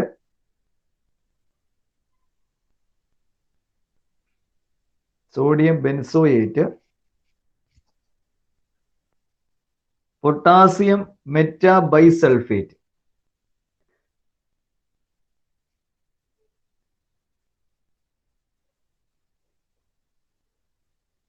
Potassium metabisulphite.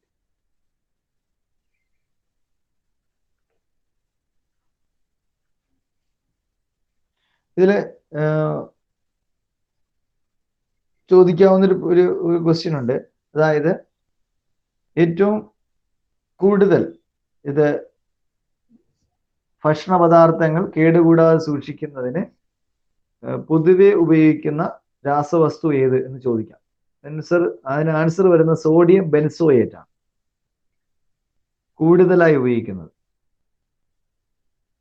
കൂടുതൽ സ്ഥലങ്ങളിലും ഈ ഭക്ഷണം കേടുവരാതിരിക്കാൻ സൂക്ഷിക്കുന്ന അല്ലെങ്കിൽ പ്രിസർവേറ്റീവായി ഉപയോഗിക്കുന്ന രാസവസ്തു സോഡിയം ബെൻസോയേറ്റ്.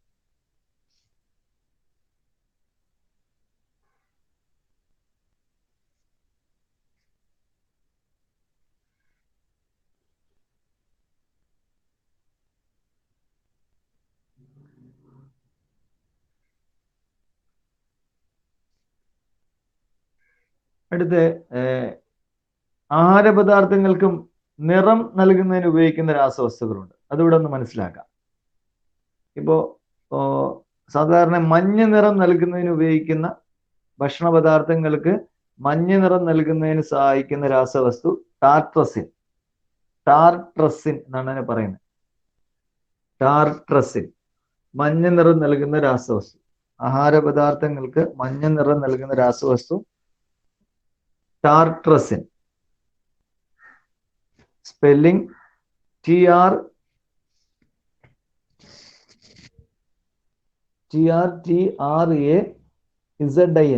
ടാർട്രസിൻ.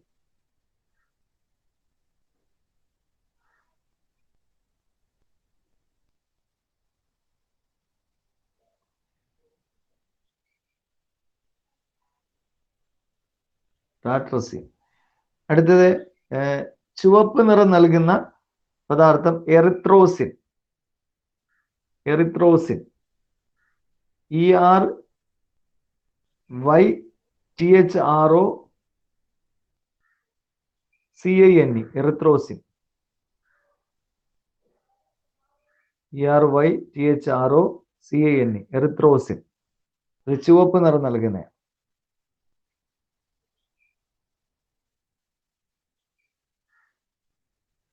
അടുത്ത നീല നിറം നൽകുന്ന രാസവസ്തു.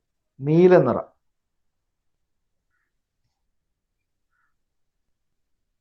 IndiGo carmine. IndiGo carmine. IndiGo carmine.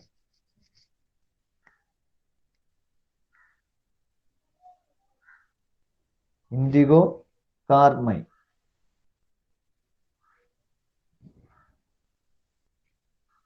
ഇനി ഇതില് ഭക്ഷണ പദാർത്ഥത്തിൽ ചേർക്കുന്ന നിരോധിക്കപ്പെട്ട നിറങ്ങളുണ്ട്. നേരത്തെ ഉപയോഗിച്ചുകൊണ്ടിരുന്നത് അത് നിരോധനം ഏർപ്പെടുത്തിയിട്ടുള്ള നിറങ്ങളുണ്ട്. ഒന്ന് metanil yellow. Metanil yellow. Lead chromate. Metanil yellow, lead chromate. Metanil yellow, lead chromate. ഇത് രണ്ടുമാണ് പൊതുവെ ഇത് നിരോധിക്കപ്പെട്ടതായിട്ട് മനസ്സിലാക്കേണ്ട രണ്ട് നിറങ്ങൾ, രാസവസ്തുക്കൾ.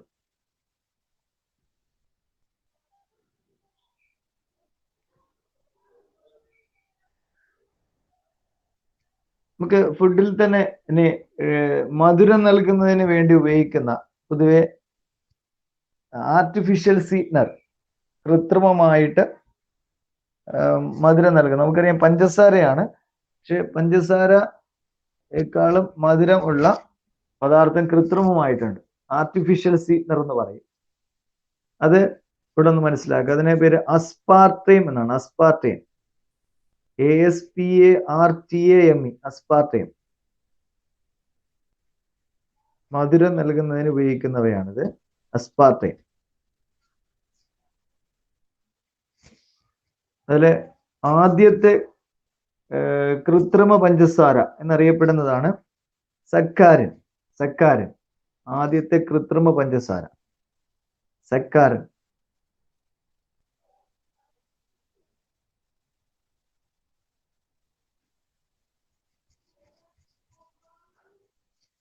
പിന്നീട് അസ്പാർട്ടൈം കൂടാതെ, സക്കാരിൻ അസ്പാർട്ടൈം കൂടാതെ രണ്ടെണ്ണം കൂടെ മനസ്സിലാക്കാം. അലിറ്റയും ALITAME, അലിറ്റയം, ALITAME, അലിറ്റയം, സൂക്രലോസ്. ഇതെല്ലാം കൃത്രിമ പഞ്ചസാരയ്ക്ക് ഉദാഹരണങ്ങളാണ്. അലിറ്റയും സൂക്രലോസ്.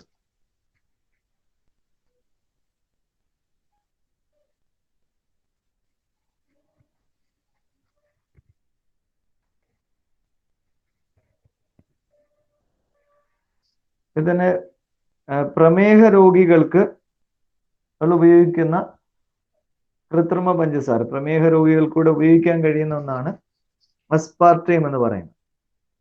അസ്പാർട്ടൈം, അസ്പാർട്ടൈം വിഭാഗത്തിൽ വരുന്ന പഞ്ചസാര.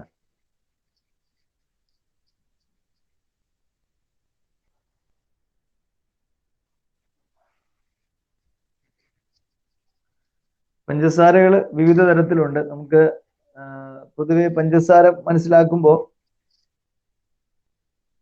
ടേബിൾ ഷുഗർ എന്നറിയപ്പെടുന്ന ആണ് പഞ്ചസാരയാണ് സൂക്രോസ്. ടേബിൾ ഷുഗർ നമ്മുടെ സാധാരണ പഞ്ചസാരയാണത്. ടേബിൾ ഷുഗർ എന്ന് അറിയപ്പെടുന്നത് അതിന് സൂക്രോസ് ആണ്. സൂക്രോസിനെയാണ് ടേബിൾ ഷുഗർ എന്ന് പറയുന്നത്. Table sugar, sucrose. ഇനി ഗ്രേപ്പ് ഷുഗർ ചോദിക്കാം. ഗ്രേപ്പ് ഷുഗർ, ഗ്രേപ്സിൽ അടങ്ങിയിട്ടുള്ളത് ഗ്ലൂക്കോസാ. Glucose, grape sugar ഗ്ലൂക്കോസാ.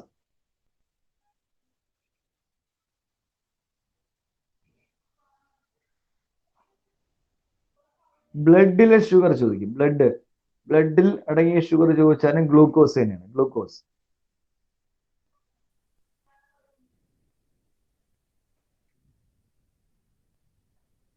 കരിമ്പിൽ അടങ്ങിയ പഞ്ചസാര ചോദിക്കാം.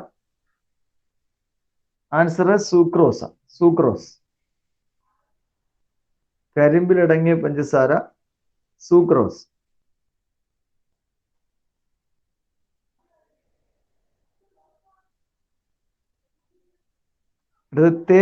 തേനിൽ അടങ്ങിയ പഞ്ചസാര ചോദിക്കാം.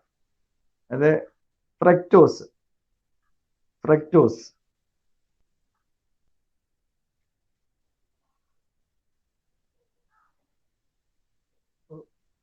ഫ്രൂട്ട്സ് എന്ന് പൊതുവെ ചോദിക്കുകയാണെങ്കിൽ ഫ്രക്ടോസാ. ഫ്രൂട്ട്സിൽ അടങ്ങിയിട്ടുള്ള പഞ്ചസാര ഫ്രക്ടോസ്.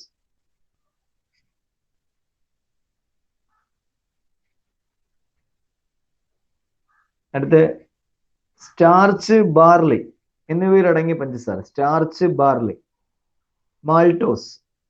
സ്റ്റാർച്ച്, ബാർലി എന്നിവയിൽ അടങ്ങിയ പഞ്ചസാര മാൾട്ടോസാ. മാൾട്ടോസ്.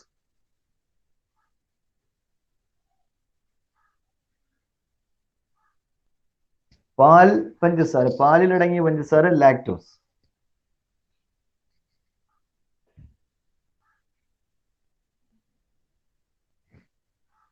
ലാക്ടോസ്.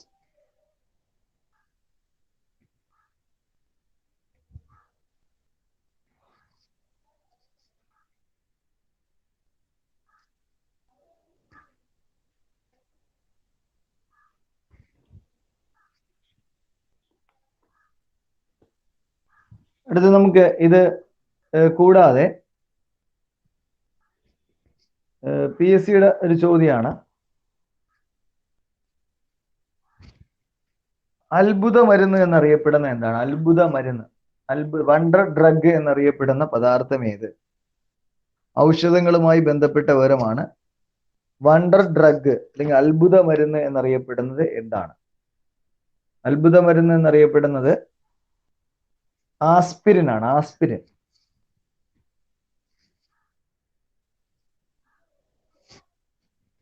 ആസ്പിരിനെയാണ് അത്ഭുത മരുന്ന് എന്നറിയപ്പെടുന്നത്.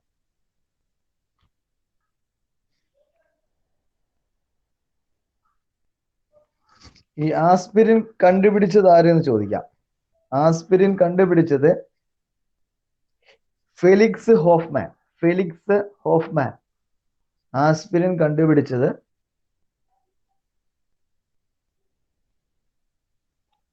Felix Hoffmann. Felix Hoffmann aspirin കണ്ടുപിടിച്ച ശാസ്ത്രജ്ഞൻ ഫെലിക്സ് ഹോഫ്മാൻ. ആസ്പിരിന്റെ രാസനാമം പ്രതീക്ഷിക്കാം. ആസ്പിരിൻ ചോദിച്ചുകൊണ്ട് തന്നെ ആസ്പിരിന്റെ രാസനാമം acetoxy benzoic acid.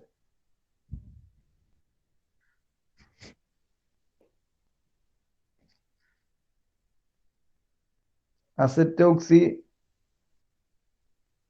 Benzoic acid അല്ലെങ്കിൽ മറ്റൊരു പേരുടെ ഉണ്ട് acetyl salicylic acid.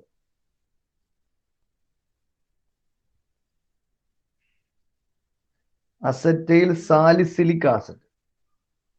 Acetyl salicylic acid.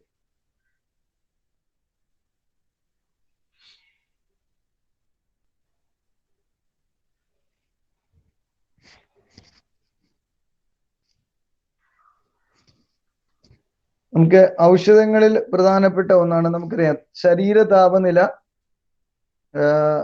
കുറയ്ക്കുന്നതിന് വേണ്ടി ഉപയോഗിക്കുന്ന വിഭാഗം ഔഷധങ്ങൾ. നമ്മൾ ഓരോ വിഭാഗത്തിൽ ഔഷധങ്ങളായിട്ട് മനസ്സിലാക്കാം. അതിലൊന്നാണ് ശരീര താപനില കുറയ്ക്കുന്നതിന് ഉപയോഗിക്കുന്ന വിഭാഗം മെഡിസിൻസ് ഉണ്ട്. അതിന് പൊതുവെ പറയുന്ന പേര് ആന്റിപൈററ്റിക്കുകൾ എന്നാണ്. ആന്റിപൈററ്റിക്കുകൾ, ആന്റിപൈററ്റിക്സ്. ആന്റിപൈററ്റിക്സ് ശരീര താപനില കുറയ്ക്കുന്നതിന് ഉപയോഗിക്കുന്ന, അത് പനിയെല്ലാം വരുമ്പോൾ അത് കുറയ്ക്കുന്നതിന് ഉപയോഗിക്കുന്ന ഔഷധങ്ങളാണ് ആന്റിപൈററ്റിക്സ്. ആന്റിപൈററ്റിക് വിഭാഗം.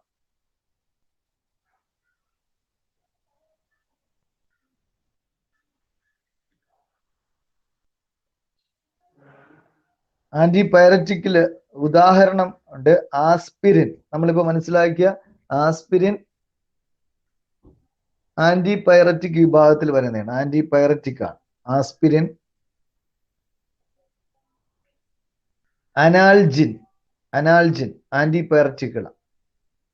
ആസ്പിരിൻ, അനാൽജിൻ.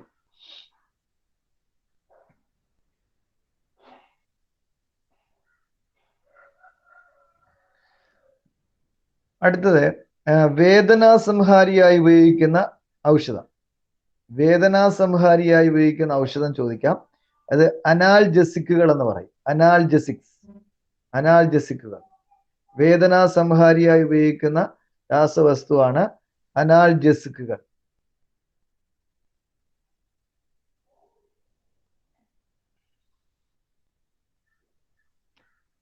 അനാൽജസിക് രണ്ട് വിഭാഗമുണ്ട്. നാർക്കോട്ടിക് അനാൽജസിക്കും ഉണ്ട്, നോൺ നാർക്കോട്ടിക് അനാൽജസിക്. രണ്ട് വിഭാഗം അനാൽജസിക്കുകളുണ്ട്, നാർക്കോട്ടിക്കും നോൺ നാർക്കോട്ടിക്കും. നാർക്കോട്ടിക് ആണെങ്കിൽ നമ്മുടെ നാഡീ വ്യവസ്ഥയെ അതുപോലെ തന്നെ ദോഷകരമായി ബാധിക്കുന്നവയാണ്, അഡിക്ഷൻ ഉണ്ടാക്കുന്നവയാണ് ഈ നാർക്കോട്ടിക് അനാൽജസിക്. വേദനാസംഹാരിയായി ഉപയോഗിക്കുന്നത് പാർശ്വഫലങ്ങൾ ഉള്ളതും അതുപോലെ തന്നെ അത് അഡിക്റ്റീവ് ആയിട്ടുള്ള മെഡിസിൻ ആണ് നാർക്കോട്ടിക് അനാൽജസിക് എന്ന് പറയുന്നത്. ഹെറോയിൻ നാർക്കോട്ടിക്കിന് ഉദാഹരണമാണ് ഹെറോയിൻ, മോർഫിൻ, പിന്നെ അതുപോലെ ഓപ്പിയം പോപ്പി എന്നൊക്കെ പറയുന്ന ഡ്രഗ്സുകളൊക്കെയാണ് ഈ നാർക്കോട്ടിക് അനാൽജസിക്കിൽ വരുന്നത്.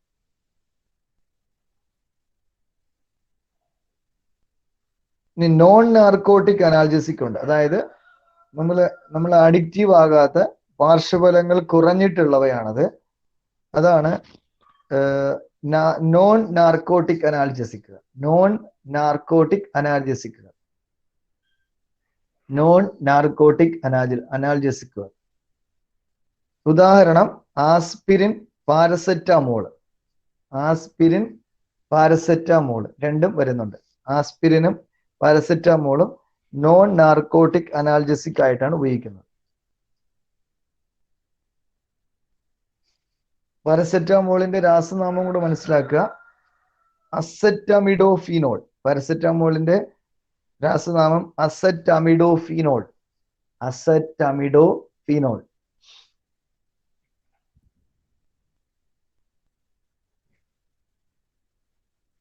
അസെറ്റമിഡോഫിനോൾ.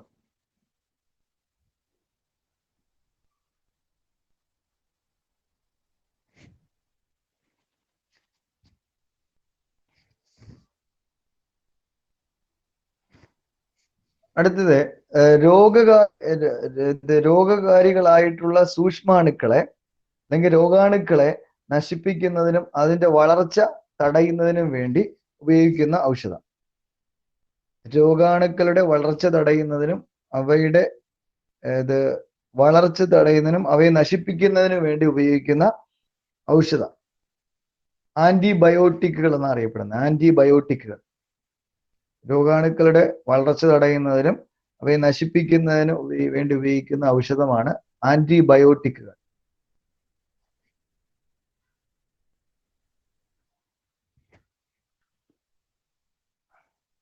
പ്രധാനപ്പെട്ട ആന്റിബയോട്ടിക്കുകൾ പെൻസിലിൻ ആന്റിബയോട്ടിക് ആണ്. Penicillin, ampicillin. ആംബിസിലിൻ ഇത് ആന്റിബയോട്ടിക് വിഭാഗത്തിൽ വരുന്നതാണ്. Ampicillin, ampicillin, amoxicillin. അമോക്സിലിൻ ഇത് മൂന്നും ആന്റിബയോട്ടിക്കുകളിൽ വരുന്നതാണ്. ഉദാഹരണമാണ് പ്രധാനപ്പെട്ട ആന്റിബയോട്ടിക്കുകൾ. Penicillin, ampicillin, amoxicillin.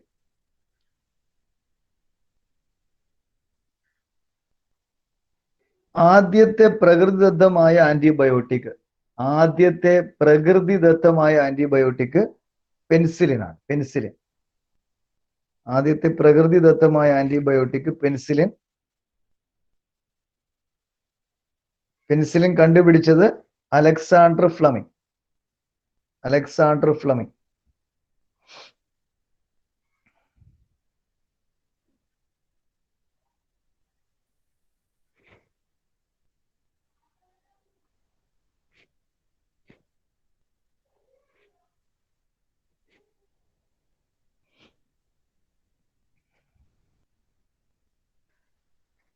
അടുത്ത വിഭാഗം രോഗാണുക്കളെ നേരിട്ട് നശിപ്പിക്കുന്ന അല്ലെങ്കിൽ അവയുടെ വളർച്ച തടയുന്ന ഔഷധങ്ങൾ. രോഗാണുക്കളെ നേരിട്ട് നശിപ്പിക്കുകയോ അവയുടെ വളർച്ച തടയുകയോ ചെയ്യുന്ന ഔഷധങ്ങൾ. ആന്റിസെപ്റ്റിക്കുകൾ. ആന്റിസെപ്റ്റിക്സ് എന്ന് പറയും. രോഗാണുക്കളുടെ വളർച്ച തടയുകയും അവയുടെ തന്നെ നേരിട്ട് നശിപ്പിക്കുകയെല്ലാം ചെയ്യുന്ന വിഭാഗം ഔഷധമാണ് ആന്റിസെപ്റ്റിക്. ആന്റിസെപ്റ്റിക് പൊതുവെ മുറിവുകളിൽ ഉപയോഗിക്കുന്നവയാണ്. മുറിവുകളിൽ നേരിട്ട് അപ്ലൈ ചെയ്യപ്പെടുന്നതാണ് ഈ ആന്റിസെപ്റ്റിക്കുകൾ. Dettol example. ഡെറ്റോള്, പിന്നെ ടിങ്ചർ ഐഡിൻ, ഐഡോഫോം ഇതൊക്കെയാണ് പൊതുവെ ആന്റിസെപ്റ്റിക്കുകളായിട്ട് ഉപയോഗിക്കുന്നത്. ഡെറ്റോള്, ടിങ്ചർ ഐഡിൻ, ഐഡോഫോം തുടങ്ങിയവയാണ് ആന്റിസെപ്റ്റിക്കുകളായി ഉപയോഗിക്കുന്നത്.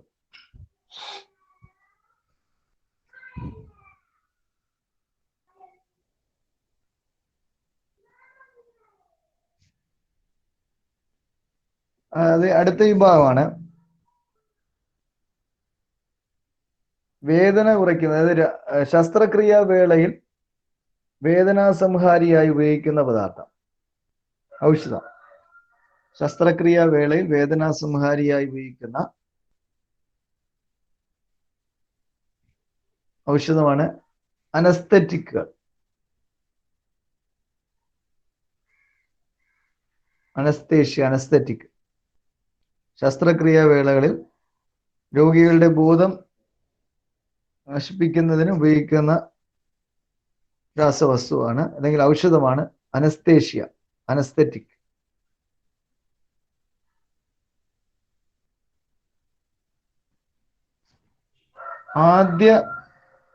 അനസ്തേഷ്യ ഉപയോഗിച്ച രാസവസ്തു. ആദ്യമായി ഉപയോഗിച്ച അനസ്തേഷ്യ ഏതെന്ന് ചോദിക്കുക. അനസ്തെറ്റിക് ആയിട്ടുള്ള വസ്തു.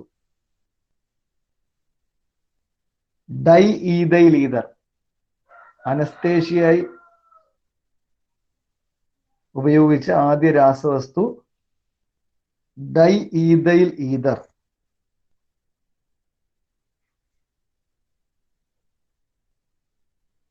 Dye ethyl ether.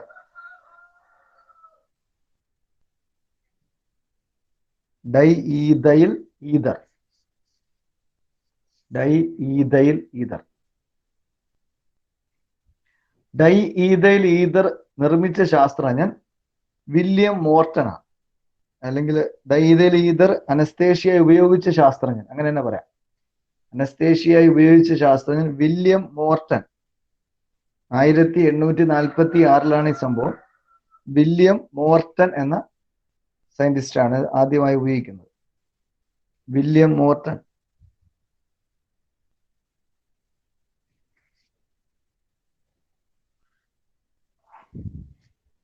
അടുത്ത് ക്ലോറോഫോം അനസ്തേഷ്യയായി ഉപയോഗിച്ച ശാസ്ത്രജ്ഞൻ. ക്ലോറോഫോം അനസ്തേഷ്യയായിട്ട് ഉപയോഗിക്കാറുണ്ട്. ക്ലോറോഫോം അനസ്തേഷ്യയായി ഉപയോഗിച്ചത് James Samson. James Samson. James Samson എന്ന സയന്റിസ്റ്റ് ആണ് ക്ലോറോഫോം അനസ്തേഷ്യയായി ഉപയോഗിച്ചത്. James Samson.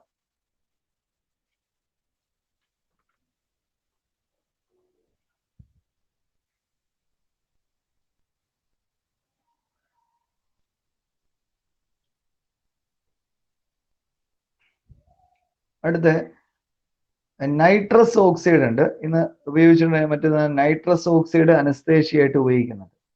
Nitrous oxide anaesthesia ഉപയോഗിക്കുന്ന നൈട്രജന്റെ സംയുക്തമാണ് നൈട്രസ് ഓക്സൈഡ്.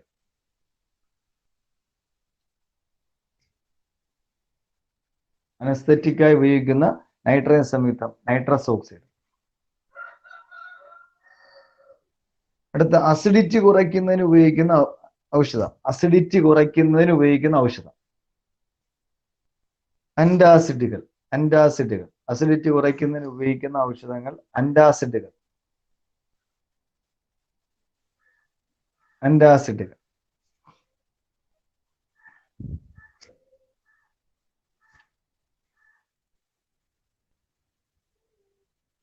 അന്റാസിഡുകളായി ഉപയോഗിക്കുന്ന പ്രധാനപ്പെട്ട ഒരു ഔഷധമുണ്ട്. മിൽക്ക് ഓഫ് മെഗ്നീഷ്യ എന്നറിയപ്പെടുന്ന മിൽക്ക് ഓഫ് മെഗ്നീഷ്യ ആന്റാസിഡ് ആയിട്ട് ഉപയോഗിക്കുന്നതാണ്. അത് PSC തവണ ചോദിച്ചിട്ടുണ്ട്. Milk of മെഗ്നീഷ്യ. Milk of magnesia magnesium hydroxide എന്നാണ് അതിന്റെ രാസനാമം. ജലൂസിൽ എന്നാണ് അതിന്റെ ട്രേഡ് നെയിം. വിപണിയിൽ അറിയപ്പെടുന്നത് ജലൂസിൽ എന്നാണ്. അസിഡിറ്റി കുറയ്ക്കുന്നതിന് വേണ്ടി ഉപയോഗിക്കുന്നതാണ്. ആന്റാസിഡ് ആയിട്ട് ഉപയോഗിക്കുന്നവയാണ്. Milk of magnesia. Magnesium hydroxide. മറ്റൊന്നുകൂടെ ഉപയോഗിക്കുന്നുണ്ട്, അലൂമിനിയം ഹൈഡ്രോക്സൈഡ്. അലൂമിനിയം ഹൈഡ്രോക്സൈഡും ആന്റാസിഡ് ആയിട്ട് ഉപയോഗിച്ച് വരുന്നവയാണ്. Aluminium hydroxide.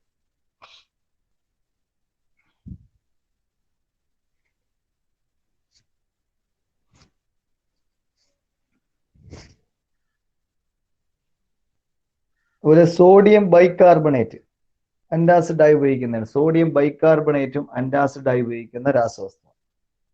Sodium bicarbonate.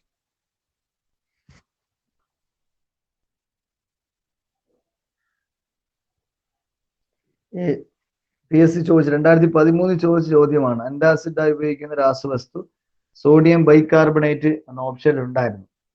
Sodium bicarbonate.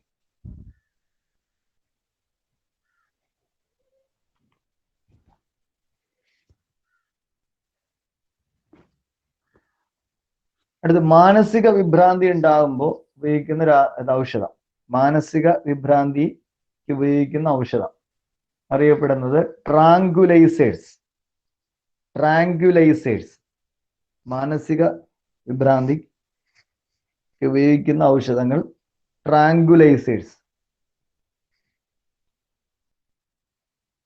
ട്രാങ്കുലൈസേഴ്സ്. പ്രധാനപ്പെട്ട ട്രാങ്കുലൈസറുകൾ ഒന്ന് ബാർബ്യൂട്രിക് ആസിഡ്. ബാർബ്യൂട്രിക് ആസിഡ്. രണ്ട് ഇക്വാനിൽ. ഇക്വാനിൽ.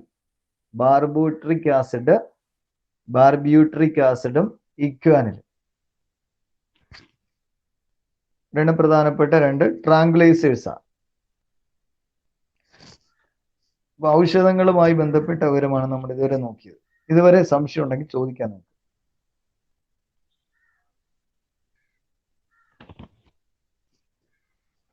ഇതുവരെ സംശയം ഉണ്ടെങ്കിൽ ചോദിക്കും. അസറ്റൈൽ സാലിസിലിക് ആസിഡിന്റെ ആ പോയിന്റ് എന്ന് പറയാമോ? അത് ആസ്പിരിൻ അല്ലെങ്കിൽ അത്ഭുത മരുന്ന് എന്നറിയപ്പെടുന്ന ആസ്പിരിൻ.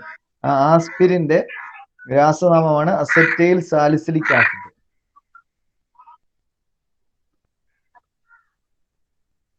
അല്ലെങ്കിൽ അസറ്റോക്സി ബെൻസോയിക് ആസിഡ് എന്ന് പറയും. അസറ്റോക്സി ബെൻസോയിക് ആസിഡ് രണ്ട് പേരിലും അറിയപ്പെടാറുണ്ട്. ആഹാര പദാർത്ഥങ്ങൾക്ക് നിറം കൊടുക്കുന്ന ചുവപ്പ് നിറം കൊടുക്കുന്നത്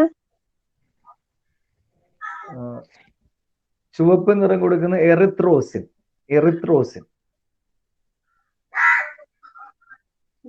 ഓക്കെ സർ.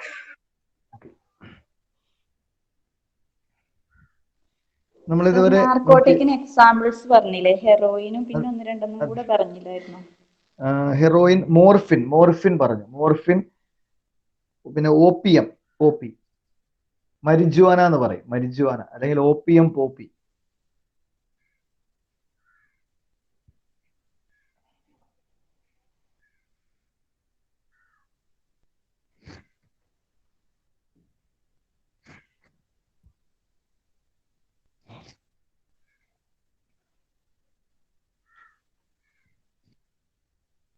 നമുക്ക് എന്തെങ്കിലും സംശയമുണ്ടോ ഇതുവരെ പറഞ്ഞതിൽ? ഏതെങ്കിലും ഭാഗത്ത് സംശയമുണ്ടോ?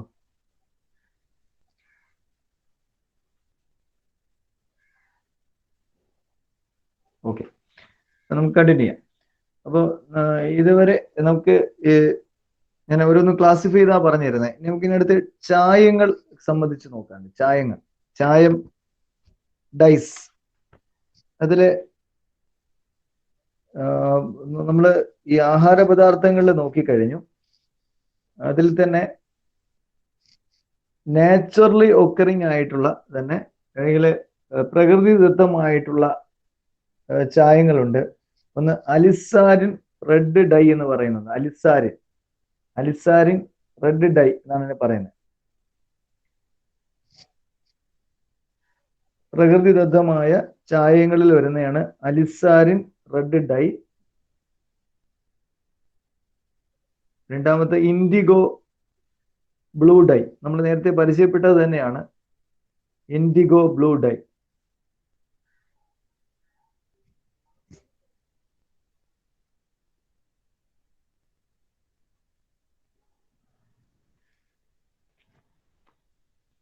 പിന്നെ നമ്മുടെ കമ്പിളി, പട്ട്, നൈലോൺ വസ്ത്രങ്ങളിൽ നിറം പിടിപ്പിക്കുന്ന ചായം. കമ്പിളി, പട്ട്, നൈലോൺ വസ്ത്രങ്ങളിൽ നിറം പിടിപ്പിക്കുന്നതിന് ഉപയോഗിക്കുന്നത്, നിറം കൊടുക്കുന്നതിന് ഉപയോഗിക്കുന്നത്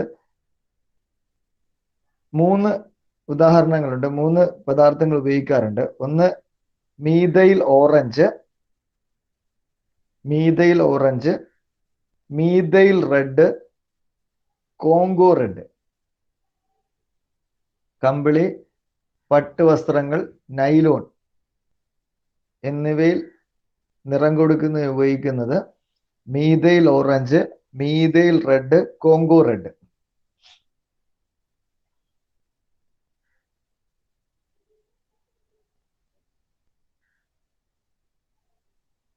അടുത്ത നൈലോൺ, റയോൺ, പോളിസ്റ്റർ തുടങ്ങിയവയിൽ, പോളിസ്റ്റർ വസ്ത്രങ്ങളിൽ ഉപയോഗിക്കുന്നത്, പോളിസ്റ്റർ വസ്ത്രങ്ങളിൽ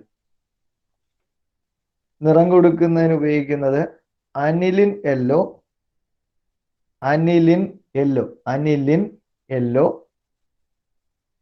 മാലക്കൈറ്റ് ഗ്രീൻ.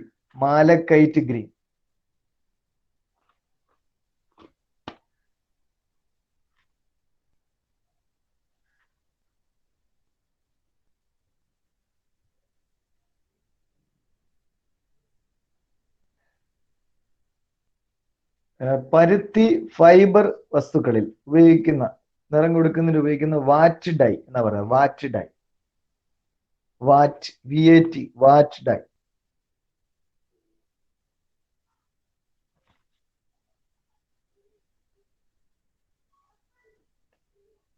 വാറ്റ് ഡൈ.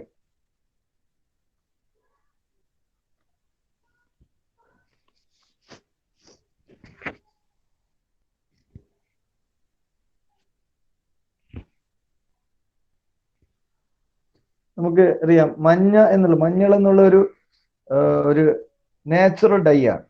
പ്രകൃതിദത്തമായിട്ട് കിട്ടുന്നതാണ് മഞ്ഞൾപ്പൊടി. മഞ്ഞൾപ്പൊടി സാധാരണയായിട്ട് നിറത്തിന് ഉപയോഗിക്കാറുണ്ട്. അതിലെ ഡൈക്ക്, ചായത്തിനൊരു പേരുണ്ട്, കുർക്കുമിൻ. കുർക്കുമിൻ മഞ്ഞളിലടങ്ങിയ പ്രകൃതിദത്ത ചായം. മഞ്ഞളിലടങ്ങിയ, ടെർമറിക് പൗഡറിലടങ്ങിയ, മഞ്ഞളിലടങ്ങിയിട്ടുള്ള പ്രകൃതിദത്ത ചായമാണ് കുർക്കുമിൻ എന്നറിയപ്പെടും.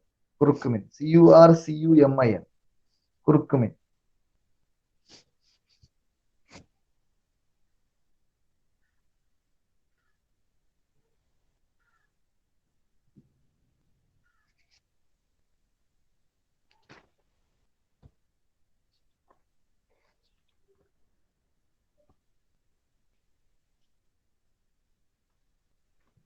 നമുക്ക് തന്നെ ഇതില് മറ്റൊരു വിഭാഗമുണ്ട്.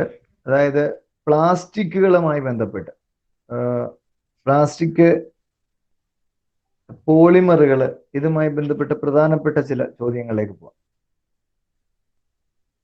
പ്രകൃതിയിൽ ഏറ്റവും കൂടുതൽ കാണപ്പെടുന്ന പോളിമറുകൾ. പോളിമർ എന്ന് പറഞ്ഞാൽ രാസപരമായി ശരിക്കും ഇത് ബൃഹത് തന്മാത്രകളാണ്. അതായത് രസതന്ത്രത്തില് അത് വിശേഷിപ്പിക്കുന്നത് ഇങ്ങനെയാണ്: ബൃഹത് തന്മാത്രകളാണ്, ലഘു തന്മാത്രകൾ ചേർന്നുണ്ടാകുന്ന ബൃഹത് തന്മാത്രകൾ.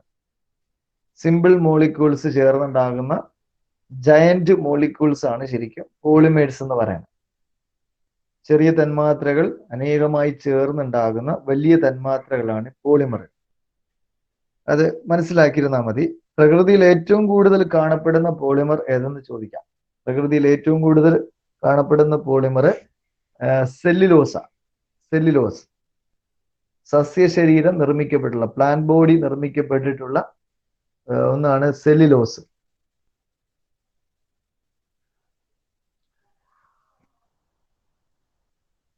ഞാൻ ലഘു തന്മാത്രകൾ ചേർന്നുണ്ടാകുന്ന ബൃഹത് തന്മാത്രകളാണ് പോളിമർ എന്ന് ഞാൻ പറഞ്ഞു. 2012 അങ്ങനെ ചോദ്യം ചോദിച്ചിട്ടുണ്ട്. അനേകം ഡാഷ് ചേർന്നുണ്ടാകുന്ന ബൃഹത് തന്മാത്രകൾ, പോളിമറുകൾ. അവിടെ ഈ ലഘു തന്മാത്രയ്ക്ക് ഒരു പേര് കൂടിയുണ്ട്, മോണോമറുകൾ എന്നാ പറയുന്നത്. മോണോമറുകൾ. അപ്പൊ മോണോമറുകൾ ചേർന്നാണ് പോളിമറുകൾ ഉണ്ടാകുന്നത്. മോണോമറുകൾ തമ്മിൽ ചേർന്നാണ് ലഘു തന്മാത്രകളെയാണ്, സിമ്പിൾ മോളിക്യൂൾസിനെയാണ് മോണോമേഴ്സ് എന്ന് പറയുന്നത്. അങ്ങനെ മോണോമേഴ്സ് ചേർന്നാണ് പോളിമർ ഉണ്ടാകുന്നത്. ഇത് PSC ഒരു തവണ ചോദിച്ച ചോദ്യമാണ്.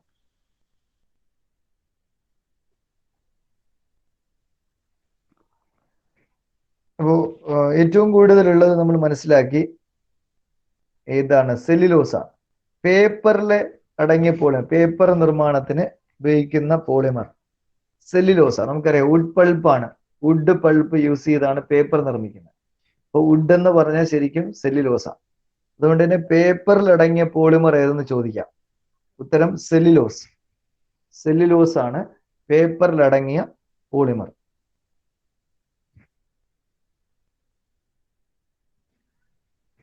അതുപോലെ ഇൻസുലിനിൽ അടങ്ങിയ പോളിമർ. ഇൻസുലിൻ, അതിലൊരു പോളിമർ അടങ്ങിയിട്ടുണ്ട്. അമിനോ ആസിഡുകൾ, അമിനോ ആസിഡ്സ് ആണ് ഇൻസുലിനിൽ അടങ്ങിയിട്ടുള്ള പോളിമർ.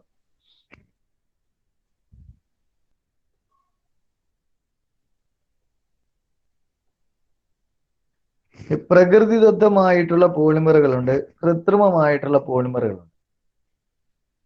പ്രകൃതിദത്തമായിട്ടുള്ള പോളിമറുകൾ പ്രധാനമായിട്ട് 3 എണ്ണം നോട്ട് ചെയ്യുക. Protein, DNA, cellulose. നമ്മളിപ്പോ പഠിച്ചിട്ടുള്ള സെല്ലുലോസ്, പ്രോട്ടീൻ. നമുക്കറിയാം മനുഷ്യ ശരീരം നിർമ്മിക്കപ്പെട്ടിട്ടുള്ളത് പ്രോട്ടീൻ കൊണ്ടാണ്. അതുകൊണ്ട് പ്രോട്ടീൻ ഒരു പോളിമറാണ്.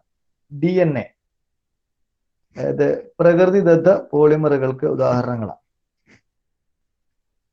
ഇനി കൃത്രിമ പോളിമറുകൾക്ക് ഉദാഹരണം, അത് നമ്മുടെ നിത്യജീവിതത്തിൽ സ്ഥിരമായി ഉപയോഗിച്ച് വരുന്നവയാണത്. റയോണ്, നൈലോൺ, പോളിത്തീൻ, PVC തുടങ്ങിയവ. PVC, പോളിത്തീൻ, നൈലോൺ, റയോൺ ഇവയെല്ലാം കൃത്രിമ പോളിമറുകൾക്ക് ഉദാഹരണങ്ങളാണ്.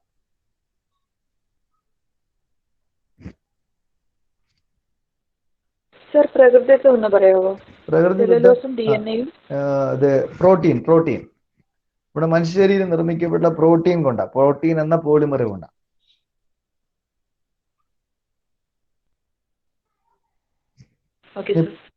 ഇനി പോളിമർ നിർമ്മിക്കുന്ന ജീവികൾ, പ്രകൃതിദത്തമായിട്ടുള്ള പോളിമറുകൾ നിർമ്മിക്കുന്ന ജീവികൾ രണ്ടെണ്ണം. ഒന്ന് ചിലന്തി വല ഒരു പോളിമറാണ്, ചിലന്തി. രണ്ട് പട്ടുനൂൽ പുഴു, പട്ടുനൂലൊരു പോളിമറാണ്. പട്ടുനൂൽ പുഴു, ചിലന്തി ഇത് രണ്ടും പോളിമർ നിർമ്മിക്കുന്ന ജീവികളാണ്.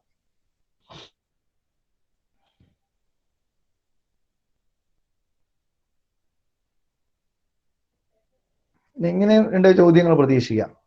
സസ്യജന്യമായ പോളിമർ എന്ന് ചോദിക്കാം. സസ്യജന്യമായ പോളിമർ എന്ന് പറഞ്ഞാൽ എളുപ്പത്തിൽ മനസ്സിലാവും, സെല്ലുലോസ.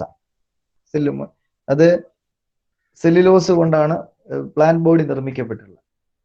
ഇനി ജന്തുജന്യമായ പോളിമർ അങ്ങനെയും ചോദിക്കാം.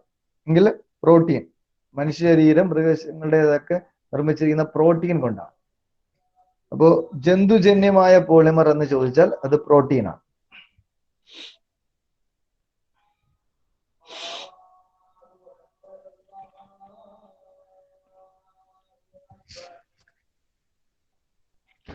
സിന്തറ്റിക് ഫൈബറുകൾ, കൃത്രിമ ഫൈബറുകളൊക്കെ നിർമ്മിക്കുന്നതിന് ഉപയോഗിക്കുന്ന പോളിമർ. നൈലോൺ 6, നൈലോൺ 6 രണ്ട് തരത്തിലുണ്ട്. നൈലോൺ 6,6 ഇതൊരു വിഭാഗം, അടുത്തൊരു വിഭാഗം നൈലോൺ 6 എന്ന് മാത്രമേ ഉള്ളൂ. ഇനി രണ്ട് വിഭാഗം പോളിമർ ഉപയോഗിച്ചുകൊണ്ട് ഫൈബർ കൃത്രിമ ഫൈബറുകൾ നിർമ്മിക്കാം.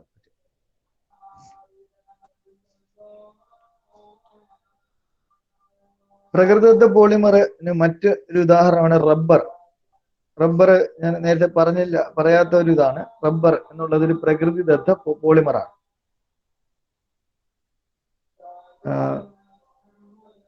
ഈ റബ്ബർ തന്നെ രണ്ട് തരത്തിലുണ്ട്. പ്രകൃതിദത്ത റബ്ബറും ഉണ്ട്, കൃത്രിമ റബ്ബറും ഉണ്ട്. പ്രകൃതിദത്തമായി ലഭിക്കുന്ന റബ്ബറുണ്ട്, അതുപോലെ തന്നെ കൃത്രിമമായ റബ്ബറുണ്ട്. കൃത്രിമമായ റബ്ബർ ആദ്യമായി നിർമ്മിച്ചത് ആരെന്ന് ചോദിക്കാം. മാത്യൂസ് ആൻഡ് ഹാരിസ് രണ്ടുപേരാണ്. മാത്യൂസ് ആൻഡ് ഹാരിസ് ഇത് രണ്ടുപേരാണ് കൃത്രിമ റബ്ബർ ആദ്യമായിട്ട് നിർമ്മിക്കുന്നത്. മാത്യൂസും ഹാരിസും രണ്ടുപേരാണ്.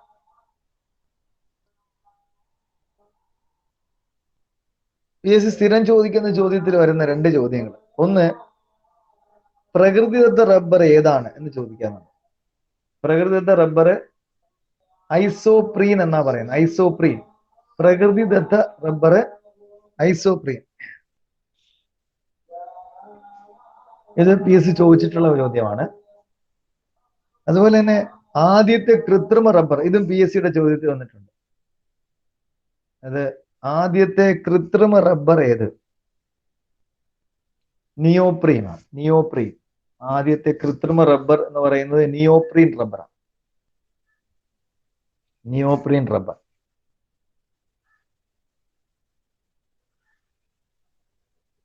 ഇനി റബ്ബർ റിലേറ്റഡ് ആയിട്ടുള്ള കുറച്ച് ചോദ്യങ്ങളിലേക്ക് വരാം. ഇപ്പോ നമുക്കറിയാം, റബ്ബർ നമുക്ക് കിട്ടുന്നത് റബ്ബർ പാലായിട്ട്, അതിനെ റബ്ബർ ലാറ്റക്സ് എന്നാ പറയുന്നത്. റബ്ബർ കറയെ പറയുന്ന പേര് റബ്ബർ ലാറ്റക്സ് എന്നാണ്. അതുകൊണ്ട് തന്നെ റബ്ബറിന്റെ കാഠിന്യം വർദ്ധിപ്പിക്കുന്നതിന് അതിൽ ചേർക്കുന്ന പ്രധാനപ്പെട്ട മൂലകം ഏതെന്ന് ചോദിക്കാം. റബ്ബറിനെ അതിന്റെ കാഠിന്യം, അതിന്റെ ഗുണമേന്മയൊക്കെ വർദ്ധിപ്പിക്കുന്നതിന് ചേർക്കുന്ന ഘടകമെന്നോ മൂലകമെന്നോ ഒക്കെ ചോദിക്കാം. ഉത്തരം സൾഫർ ആണ്. സൾഫർ ആണ് റബ്ബറിന്റെ കാഠിന്യം വർദ്ധിപ്പിക്കുന്നതിന് ചേർക്കുന്ന പ്രധാന ഘടകം, സൾഫർ. ഇങ്ങനെ റബ്ബർ ചേർക്കുന്ന ഈ പ്രക്രിയക്ക് റബ്ബറിൽ സൾഫർ ചേർക്കുന്ന പ്രക്രിയക്ക് ഒരു പേരുണ്ട്, വൾക്കനൈസേഷൻ. റബ്ബറിൽ സൾഫർ ചേർക്കുന്ന പ്രക്രിയയാണ് വൾക്കനൈസേഷൻ എന്ന് പറയുന്നത്. വൾക്കനൈസേഷൻ.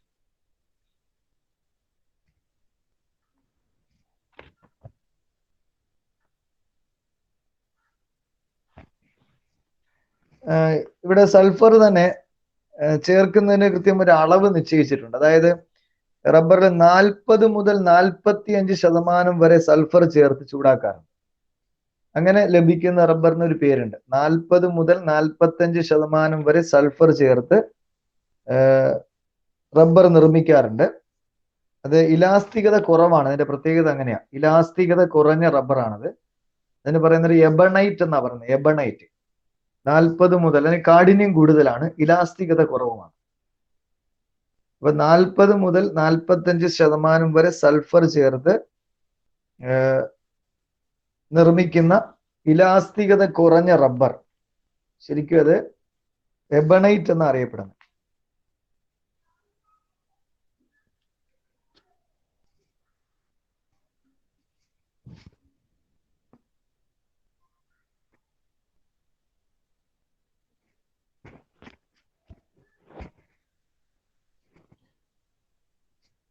നമ്മുടെ ഈ ടയറ്, ചപ്പലുകൾ, ഇത് രണ്ടും നിർമ്മിക്കും. ടയർ നിർമ്മിക്കുന്നതിനും ചപ്പലുകൾ നിർമ്മിക്കുന്നതിനൊക്കെ ഉപയോഗിക്കുന്ന റബ്ബർ, അതിന് പേരുണ്ട് സ്റ്റൈറീൻ ബ്യൂട്ടാഡൈൻ റബ്ബർ, SBR എന്ന് പറയും. SBR, styrene butadiene rubber, SBR. Styrene butadiene rubber അല്ലെങ്കിൽ SBR ആണ് ടയറുകൾ നിർമ്മിക്കുന്നതിനും ഇത് ചപ്പലുകൾ നിർമ്മിക്കുന്നതിനും. ടയറിന്റെ ഒക്കെ പുറത്തെ ലേബിൾ ചിലപ്പോൾ SBR എന്ന് എഴുതിയിരിക്കുന്നത് അത് നോക്കി പരിശോധിച്ചാൽ കാണാൻ പറ്റും. സ്റ്റൈറീൻ ബ്യൂട്ടാഡൈൻ റബ്ബറാണ് ഉപയോഗിക്കുന്നത്.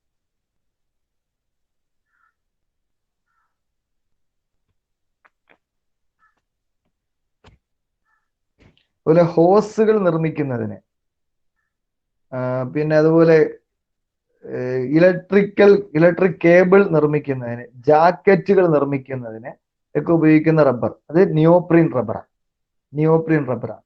ഹോസുകളുടെ നിർമ്മാണം, അതുപോലെ ഇലക്ട്രിക് കേബിൾ നിർമ്മിക്കുന്നതിന്, ജാക്കറ്റുകളുടെ നിർമ്മാണത്തിനൊക്കെ ഉപയോഗിക്കുന്ന റബ്ബർ നിയോപ്രീൻ റബ്ബർ.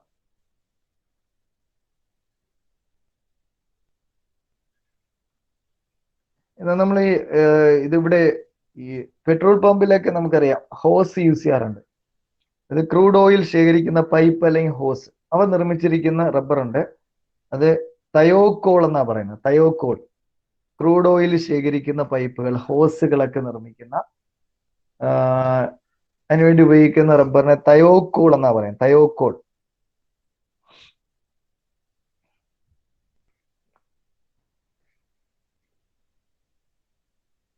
നമ്മുടെ സീല് നമ്മൾ ഉപയോഗിക്കുന്ന സീലുകൾ, പൊതുവെ ഓഫീസ് യൂസിൽ ഉപയോഗിക്കുന്ന സീലുകൾ, ടാങ്ക്, ഇവയുടെ നിർമ്മാണത്തിന് ഉപയോഗിക്കുന്ന റബ്ബർ ബ്യൂണ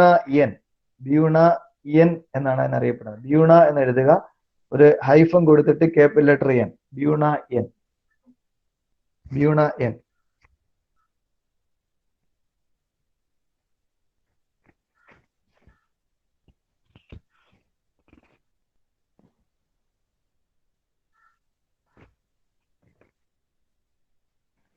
നമുക്ക് പ്ലാസ്റ്റിക് സംബന്ധമായ വിവരത്തിലേക്കും. പ്ലാസ്റ്റിക് എന്ന് പറഞ്ഞാൽ നമുക്കറിയാം, നമുക്ക് ഏറ്റവും നമ്മൾ ഫേസ് ചെയ്തുകൊണ്ടിരിക്കുന്ന ഒരു പ്രോബ്ലം തന്നെയാണ് ഈ പ്ലാസ്റ്റിക്. അതുകൊണ്ട് തന്നെ ധാരാളം തരത്തിലുണ്ട്, നമ്മൾ മനുഷ്യർ ഉപയോഗിച്ചുകൊണ്ടിരിക്കുന്നുണ്ട്. അപ്പൊ നമുക്ക് അതിൽ നിന്ന് കുറച്ച് കാര്യങ്ങൾ പഠിക്കാനുണ്ട്. PSC 2011 ചോദിച്ചൊരു ചോദ്യമുണ്ട്. ചുവടെ കൊടുത്തിരിക്കുന്നവയിൽ മണ്ണിന്റെ ജൈവഘടനയെ നശിപ്പിക്കുകയും സസ്യങ്ങളുടെ വേരോട്ടം തടസ്സപ്പെടുത്തുകയൊക്കെ ചെയ്യുന്ന പ്രധാനപ്പെട്ട വസ്തു ഏത് എന്നാണ് ചോദിച്ചിരിക്കുന്നത്. മണ്ണിന്റെ ജൈവഘടന നശിപ്പിക്കുന്നു, സസ്യങ്ങളുടെ വേരോട്ടം തടസ്സപ്പെടുത്തുന്നു. അതിൽ കൊടുത്തിരിക്കുന്നതിൽ വരൾച്ച, വെള്ളപ്പൊക്കം, മണ്ണൊലിപ്പ്, പ്ലാസ്റ്റിക്. ഇതില് നമുക്ക് ഉറപ്പിക്കാവുന്ന പ്ലാസ്റ്റിക് ആണ്. പ്ലാസ്റ്റിക് എത്രത്തോളം ദോഷകാരിയാണ്, അത് അതേപോലെ തന്നെ 2011 PSC ചോദിച്ചിട്ടുണ്ട്. ഈ പ്ലാസ്റ്റിക് ശരിക്കും ഒരു കൃത്രിമ പോളിമറാണ്. പ്ലാസ്റ്റിക് എന്ന് പറഞ്ഞാൽ കൃത്രിമമായിട്ടുള്ള ഒരു പോളിമറാണ്. ഇത് 2 തരത്തിലുള്ള പ്ലാസ്റ്റിക്കുകൾ നമുക്ക് പരിചയപ്പെടാനുണ്ട്. ഒന്ന് തെർമോ പ്ലാസ്റ്റിക്, മറ്റൊന്ന് തെർമോസെറ്റിംഗ് പ്ലാസ്റ്റിക്. തെർമോ പ്ലാസ്റ്റിക് എന്നും തെർമോസെറ്റിംഗ് പ്ലാസ്റ്റിക് എന്നും 2 തരത്തിലുള്ള പ്ലാസ്റ്റിക്. ഇതും PSCയുടെ ചോദ്യത്തിൽ വന്നിട്ടുണ്ട്. പുനഃചംക്രമണം ചെയ്ത് ഉപയോഗിക്കാൻ കഴിയുന്നതാണ് തെർമോ പ്ലാസ്റ്റിക്. ഇപ്പൊ നമുക്കറിയാം, നമുക്ക് ഈ പ്ലാസ്റ്റിക്കിനെ ഒരു കാരണവശാലും ഭൂമിയിൽ നിക്ഷേപിക്കാൻ പറ്റില്ല. ഇവിടെ ഈ പറയപ്പെട്ടതുപോലെ ഭൂമിയുടെ ഫലഭൂയിഷ്ഠത നഷ്ടപ്പെടും, മണ്ണിന്റെ ജൈവഘടനയെ നഷ്ടപ്പെടുത്തും, സസ്യങ്ങളുടെ വളർച്ചയും മണ്ണിരകൾ അല്ലെ, കർഷകന്റെ കലപ്പ എന്നറിയപ്പെടുന്ന മണ്ണിരയെ അതൊക്കെ ദോഷകരമായി ബാധിക്കുകയൊക്കെ ചെയ്യുന്നതാണ്. അപ്പൊ അവിടെ ഈ പറഞ്ഞവയെ തരണം ചെയ്യാൻ ഭൂമിയിലേക്ക് നമുക്ക് നിക്ഷേപിക്കാൻ പറ്റില്ല. കത്തിച്ചു കഴിഞ്ഞാൽ നമ്മൾ മനസ്സിലാക്കി വിഷവാതകം ഉണ്ടാകും. ക്ലോറാലിൻ, ഡയോക്സിൻ എന്നൊക്കെ പറയുന്ന വിഷവാതകങ്ങൾ ഉണ്ടാകാറുണ്ട്. അപ്പോ പിന്നീട് ഏക മാർഗം നമ്മുടെ മുന്നിലുള്ളവരിന്ന് പുനഃചംക്രമണം ചെയ്ത് ഉപയോഗിക്കുക, അതിനെ റീസൈക്കിൾ ചെയ്ത് ഉപയോഗിക്കുക എന്നുള്ളത് മാത്രമേ നമ്മുടെ മുന്നിലുള്ള വഴി. അങ്ങനെ റീസൈക്കിൾ ചെയ്ത് ഉപയോഗിക്കാൻ പറ്റുന്ന, പുനഃചംക്രമണം ചെയ്ത് ഉപയോഗിക്കാൻ കഴിയുന്നതാണ് തെർമോ പ്ലാസ്റ്റിക് എന്ന് പറയുന്നത്. ചൂടാക്കുമ്പോൾ വളരെ സോഫ്റ്റ് ആകുന്നവയാണ് ഈ തെർമോ പ്ലാസ്റ്റിക്.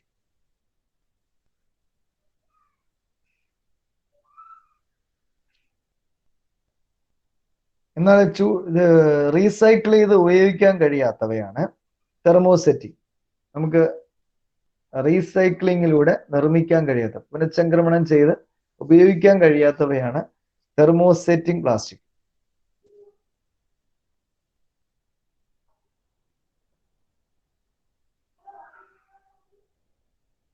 രണ്ട് തരത്തിലുണ്ട്, തെർമോ പ്ലാസ്റ്റിക്കും തെർമോസെറ്റിക് പ്ലാസ്റ്റിക്. ഈ തെർമോ പ്ലാസ്റ്റിക് എന്ന് പറയുമ്പോൾ അതിനെ ചൂടാക്കിയാൽ ഭൗതിക മാറ്റമാണ് സംഭവിക്കാറുള്ളത്, ഭൗതിക മാറ്റം. എന്നാൽ തെർമോസെറ്റിംഗ് പ്ലാസ്റ്റിക് എന്ന് പറഞ്ഞാൽ രാസമാറ്റമാണ് സംഭവിക്കുന്നത്. പിന്നെ രാസമാറ്റം സംഭവിച്ചത് സ്ഥിരമായ മാറ്റമാണ്, തിരിച്ച് അത് മറ്റൊന്നിലേക്ക് പഴയ രൂപത്തിലേക്ക് കൊണ്ടുവരാൻ പറ്റില്ല. അപ്പോൾ ഭൗതിക മാറ്റമാണെങ്കിൽ സ്ഥിരമായ മാറ്റമല്ല, അത് താൽക്കാലിക മാറ്റമാണ്. അപ്പോൾ പഴയ രൂപത്തിലേക്ക് തിരിച്ച് നമുക്ക് കൊണ്ടുവരാൻ പറ്റും. ഇതാണ് ഇതിന്റെ പ്രധാന പ്രത്യേകത എന്ന് പറയുന്നത്, തെർമോസെറ്റിക്കും തെർമോ പ്ലാസ്റ്റിക്കും. ഇതില് ആദ്യത്തെ തെർമോസെറ്റിംഗ് പ്ലാസ്റ്റിക് ആണ് ബാക്കലൈറ്റ് എന്ന് പറയുന്നത്. ആദ്യത്തെ കൃത്രിമ പ്ലാസ്റ്റിക് എന്നൊക്കെ ചോദിക്കാറുണ്ട്. അത് ആദ്യത്തേത് ബാക്കലൈറ്റ് ആണ്. ആദ്യ കൃത്രിമ പ്ലാസ്റ്റിക് എന്ന് PSC ചോദിച്ചിട്ടുണ്ട്. ബാക്കലൈറ്റ് വൈദ്യുതോപകരണങ്ങൾ, സോപ്പ് പെട്ടി, സ്വിച്ച് ഇവയുടെ നിർമ്മാണത്തിനെല്ലാം ബാക്കലൈറ്റ് ഉപയോഗിക്കാറുണ്ട്. വൈദ്യുതോപകരണങ്ങൾ, സ്വിച്ച്, പ്ലഗ് ഇങ്ങനെയുള്ളവ, അതുപോലെ സോപ്പ് പെട്ടി തുടങ്ങിയവയുടെ നിർമ്മാണത്തിനെല്ലാം ബാക്കലൈറ്റ് ഉപയോഗിക്കാറുണ്ട്.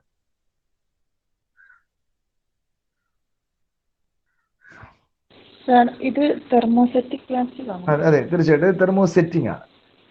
നമുക്കറിയാലോ, ഈ ഇതൊക്കെ നശിച്ചു പോയി പിന്നെ അതിനെ നമുക്ക് പഴയതുപോലെ സ്വിച്ചോ അല്ലെങ്കിൽ മറ്റു ഉപകരണങ്ങളാക്കി പുനഃചംക്രമണം ചെയ്യാൻ പറ്റില്ല. അതാണ് അതിന്റെ പ്രത്യേകത. ഇത് ബാക്കലൈറ്റ് നിർമ്മിച്ച സയന്റിസ്റ്റ് ലിയോ ബാക്കലൻഡ് എന്ന സയന്റിസ്റ്റ്, ലിയോ ബാക്കലൻഡ്.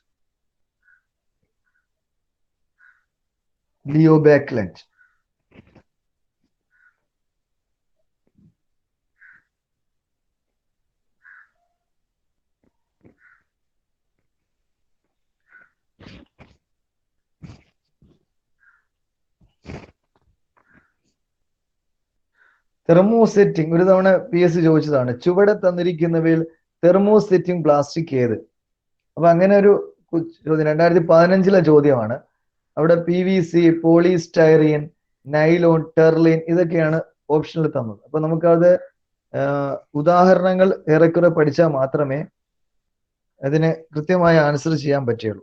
അപ്പോ തെർമോസെറ്റിംഗ് പ്ലാസ്റ്റിക്കുകൾക്ക് ഉദാഹരണം Bakelite, polyester, melamine.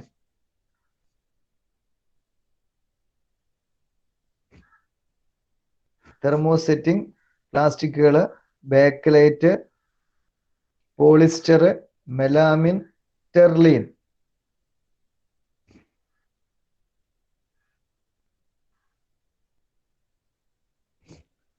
Bakelite, polyester, melamine, terylene ഇവയെല്ലാമാണ് തെർമോസെറ്റിംഗ് പ്ലാസ്റ്റിക്കുകൾക്ക് ഉദാഹരണം. തെർമോസ് പ്ലാസ്റ്റിക്കിന് ഉദാഹരണമാണ് nylon, PVC,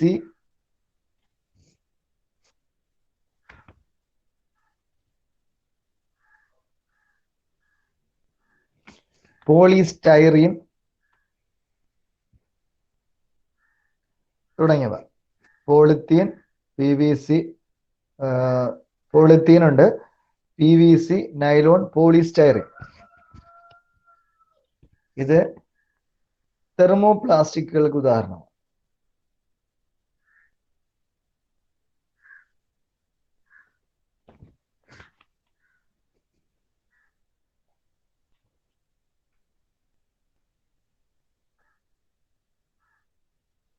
bullet proof glass, mix jar, മിക്സിയിലെ ജാറ്, ബേബി ഫീഡ് ബോട്ടിൽ എന്നിവയെല്ലാം നിർമ്മിക്കുന്നതിന് ഉപയോഗിക്കുന്ന പ്ലാസ്റ്റിക്. ബുള്ളറ്റ് പ്രൂഫ് ഗ്ലാസ്, അതുപോലെ തന്നെ ഫ്രിഡ്ജ് ഇത് ഗ്ലാസ്, ഫ്രിഡ്ജിനകത്തുള്ള കണ്ടെയ്നേഴ്സ്, ജാറുകൾ, മിക്സിയിലെ ജാറുകൾ, അതുപോലെ ബേബി ഫീഡ് ബോട്ടിൽസ് ഇവയെല്ലാം നിർമ്മിക്കുന്നതിന് ഉപയോഗിക്കുന്ന പ്ലാസ്റ്റിക് മെലാമിൻ ആണ്. മെലാമിൻ അല്ലെങ്കിൽ പോളിയൂറിത്തേൻ രണ്ടുപേരിൽ അറിയപ്പെടാറുണ്ട്. മെലാമിൻ എന്നും പറയും, പോളിയൂറിത്തേൻ.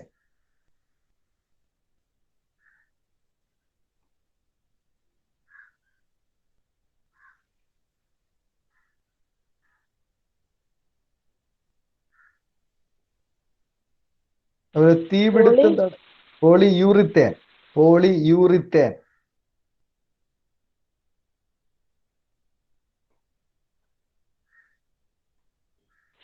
കെവിലാർ എന്ന് പറഞ്ഞിട്ടുള്ളൊരു സംഭവമല്ലേ? അതുണ്ട്, കെവിലാർ എന്താണ് നിർമ്മിക്കുന്നത്? ബുള്ളറ്റ് പ്രൂഫ് നിർമ്മിക്കുന്നതാണ് കെവിലാർ. ഇത് ഗ്ലാസ് ആ ശരിക്കും.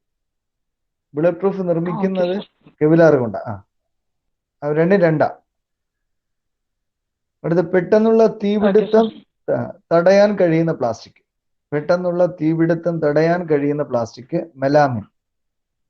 പെട്ടെന്നുള്ള തീപിടുത്തം തടയാൻ കഴിയുന്ന പ്ലാസ്റ്റിക് ആണ് മെലാമിൻ.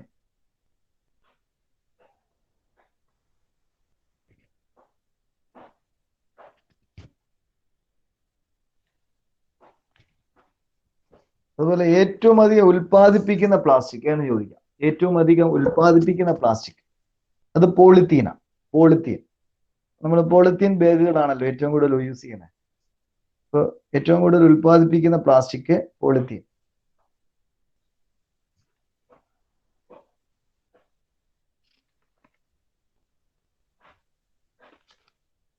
ഹെൽമറ്റ്, റെയിൻകോട്ട്, വാട്ടർ പൈപ്പുകൾ എന്നിവ നിർമ്മിക്കുന്നതിന് ഉപയോഗിക്കുന്ന പ്ലാസ്റ്റിക്. ഹെൽമറ്റ്, വാട്ടർ പൈപ്പുകൾ, റെയിൻകോട്ട് ഇവയെല്ലാം നിർമ്മിക്കുന്നതിന് ഉപയോഗിക്കുന്നത്, അതുപോലെ ഹാൻഡ് ബാഗുകളൊക്കെ നിർമ്മിക്കുന്നതിന് ഉപയോഗിക്കുന്ന പ്ലാസ്റ്റിക് PVC.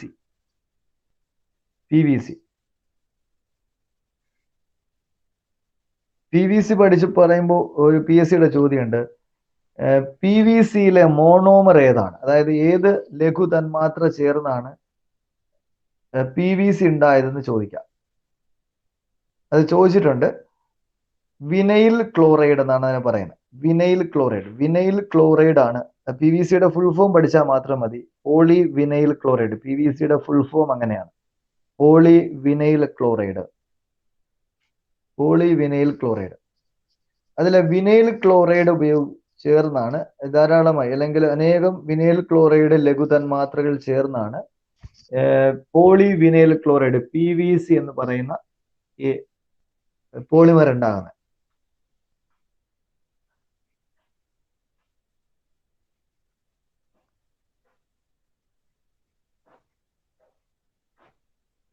ഇത് ഹൃദയവാൾവ്, അതുപോലെ തന്നെ നോൺ സ്റ്റിക്ക് പാത്രങ്ങളുടെ കോട്ടിംഗ്. ഹൃദയവാൾവ്, നോൺ സ്റ്റിക്ക് പാത്രങ്ങളുടെ കോട്ടിംഗ്, വീര്യം കൂടിയ ആസിഡുകൾ സൂക്ഷിക്കുന്ന സംഭരണികൾ. നോൺ സ്റ്റിക്ക് പാത്രങ്ങളുടെ കോട്ടിങ്, അതുപോലെ ഹൃദയവാൾവ്, വീര്യം കൂടിയ ആസിഡുകൾ സൂക്ഷിക്കുന്ന സംഭരണികൾ, ഇവയെല്ലാം നിർമ്മിക്കുന്ന പ്ലാസ്റ്റിക്. ടെഫ്ലോൺ ആണ്. ടെഫ്ലോൺ നമുക്കറിയാം, നോൺ സ്റ്റിക് പാത്രങ്ങളിൽ ടെഫ്ലോൺ കോട്ടിംഗ് ആണ് വരുന്നത്. ഇതിനു വേണ്ടി ടെഫ്ലോൺ ആണ് ഉപയോഗിക്കുന്നത്. ടെഫ്ലോണിന്റെ മോണോമർ ഇവിടെ പരിചയപ്പെടാം. ഇത് PVC എന്ന പോലെ അങ്ങനെയും അത് ചോദിക്കാം. ടെഫ്ലോൺ, ടെട്രാഫ്ലൂറോഈഥീനിൽ നിന്നാണ് ടെഫ്ലോൺ എന്ന ഈ പോളിമർ ഉണ്ടാകുന്നത്. ടെട്രാഫ്ലൂറോഈഥീൻ, ടെഫ്ലോണിന്റെ മോണോമർ പേരാണ് ടെട്രാഫ്ലൂറോഈഥീൻ.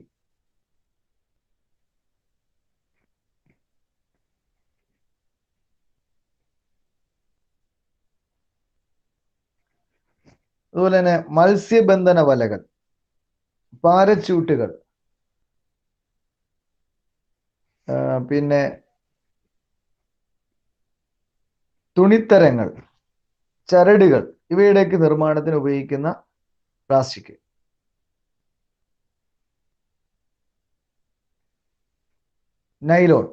നൈലോൺ, മത്സ്യബന്ധന വലകൾ, പാരച്യൂട്ടുകൾ,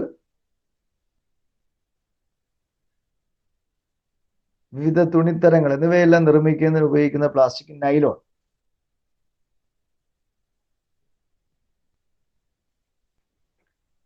അതുപോലെ പശയുണ്ടാക്കാൻ ഉപയോഗിക്കുന്ന പ്ലാസ്റ്റിക് യൂറിയ ഫോർമാൽഡിഹൈഡ്.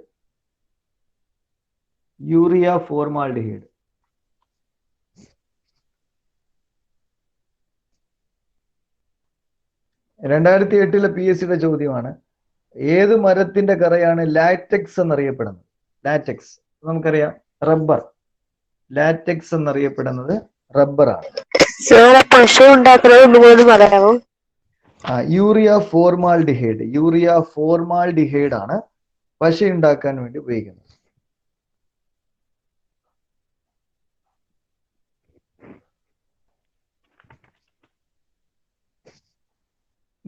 പാൽ ഉപയോഗിച്ചുണ്ടാക്കുന്ന പ്ലാസ്റ്റിക്. ലാറ്റക്സിന്റെ പോയിന്റ് എന്താ പറഞ്ഞത്? ഏതാണ്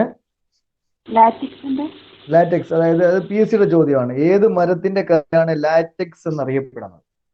റബ്ബർ. 2008 ചോദിച്ച ചോദ്യമായിരുന്നു. ഏത് മരത്തിന്റെ കറയാണ് ലാറ്റക്സ് എന്നറിയപ്പെടുന്നത്? റബ്ബർ.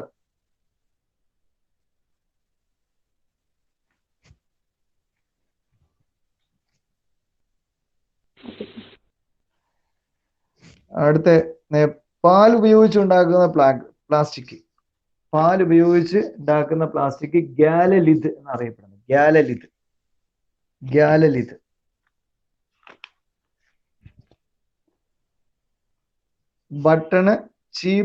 ബട്ടൺസ്, ചീപ്പ് എന്നിവ നിർമ്മിക്കുന്നതും ഗാലലിതാണ്. ബട്ടൺസ്, ചീപ്പ് തുടങ്ങിയവയുടെ നിർമ്മാണത്തിന് ഉപയോഗിക്കുന്ന ഗാലലിതാണ്.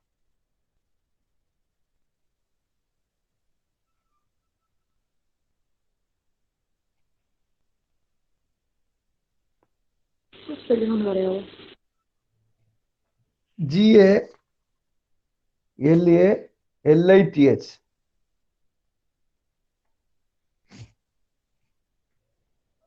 ഗാലലിത്.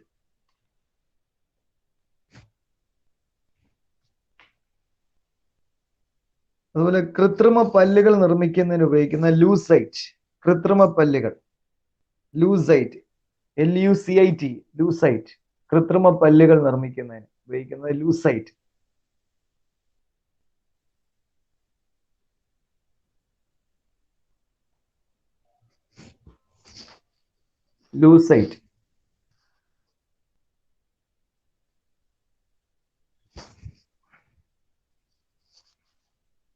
നമ്മുടെ ഈ സമയം പരിമിതിക്കുള്ളിൽ നിന്നുകൊണ്ടാണ് ഇത്രയും ചോദ്യങ്ങൾ നമ്മൾ മനസ്സിലാക്കിയത്. അപ്പോ ഇതുവരെ പറഞ്ഞതിൽ എന്തെങ്കിലും സംശയം ഉണ്ടെങ്കിൽ ചോദിക്കാം. രസതന്ത്ര നിത്യജീവിതവുമായി ബന്ധപ്പെട്ടുള്ള വിഭാഗങ്ങളൊക്കെ വായിക്കുക. ഞാൻ ഈ തരുന്ന ക്വസ്റ്റ്യൻ കൂടാതെ മറ്റു പുസ്തകങ്ങളൊക്കെ റെഫർ ചെയ്തുകൊണ്ട് തന്നെ പോകണം. ഇത് പ്രീവിയസ് ക്വസ്റ്റ്യൻ കൂടെ ബന്ധപ്പെടുത്തിയാണ് ഞാൻ പറഞ്ഞു തന്നത്. എന്തെങ്കിലും സംശയം ഫൈബറിന്റെ ഒരു പോയിന്റ് പറഞ്ഞിട്ടില്ലായിരുന്നു റബ്ബർ പറയുന്നതിന് പക്ഷെ നെറ്റ് കട്ടായി കേട്ടില്ല. ഏതാണ് ഫൈബർ? ജന്തുജന്യ പോളിമർ കഴിഞ്ഞതിന് ശേഷം ഫൈബറിൻ്റെത് എന്താ പറഞ്ഞിരുന്നു? അതെ, നാച്ചുറൽ ഫൈബർ എന്ന് പറഞ്ഞ സിൽക്ക് വേം അതല്ലേ പറഞ്ഞേ? അതാണ് ഉദ്ദേശിച്ചത്? അല്ല കേട്ടില്ല. ഫൈബർ എന്ന് എഴുതിയപ്പോൾ നെറ്റ് കട്ടായി പോയി. പിന്നെ അതെ, കേൾക്കുന്നത് റബ്ബർ മുതലാണ്. സിന്തറ്റിക് ഫൈബർ നിർമ്മിക്കുന്ന പോളിമറുകൾ, സിന്തറ്റിക് ഫൈബറുകൾ നിർമ്മിക്കുന്ന പോളിമർ നൈലോൺ 66, നൈലോൺ 6 രണ്ടെണ്ണം ഉണ്ട്. Nylon 66, nylon 6. ഓക്കെ, അപ്പോൾ നമ്മുടെ ക്ലാസ് ടൈം അവസാനിക്കുകയാണ്. അപ്പോൾ എല്ലാവർക്കും എൻ്റെ വിജയാശംസകൾ നേരുകയാണ്.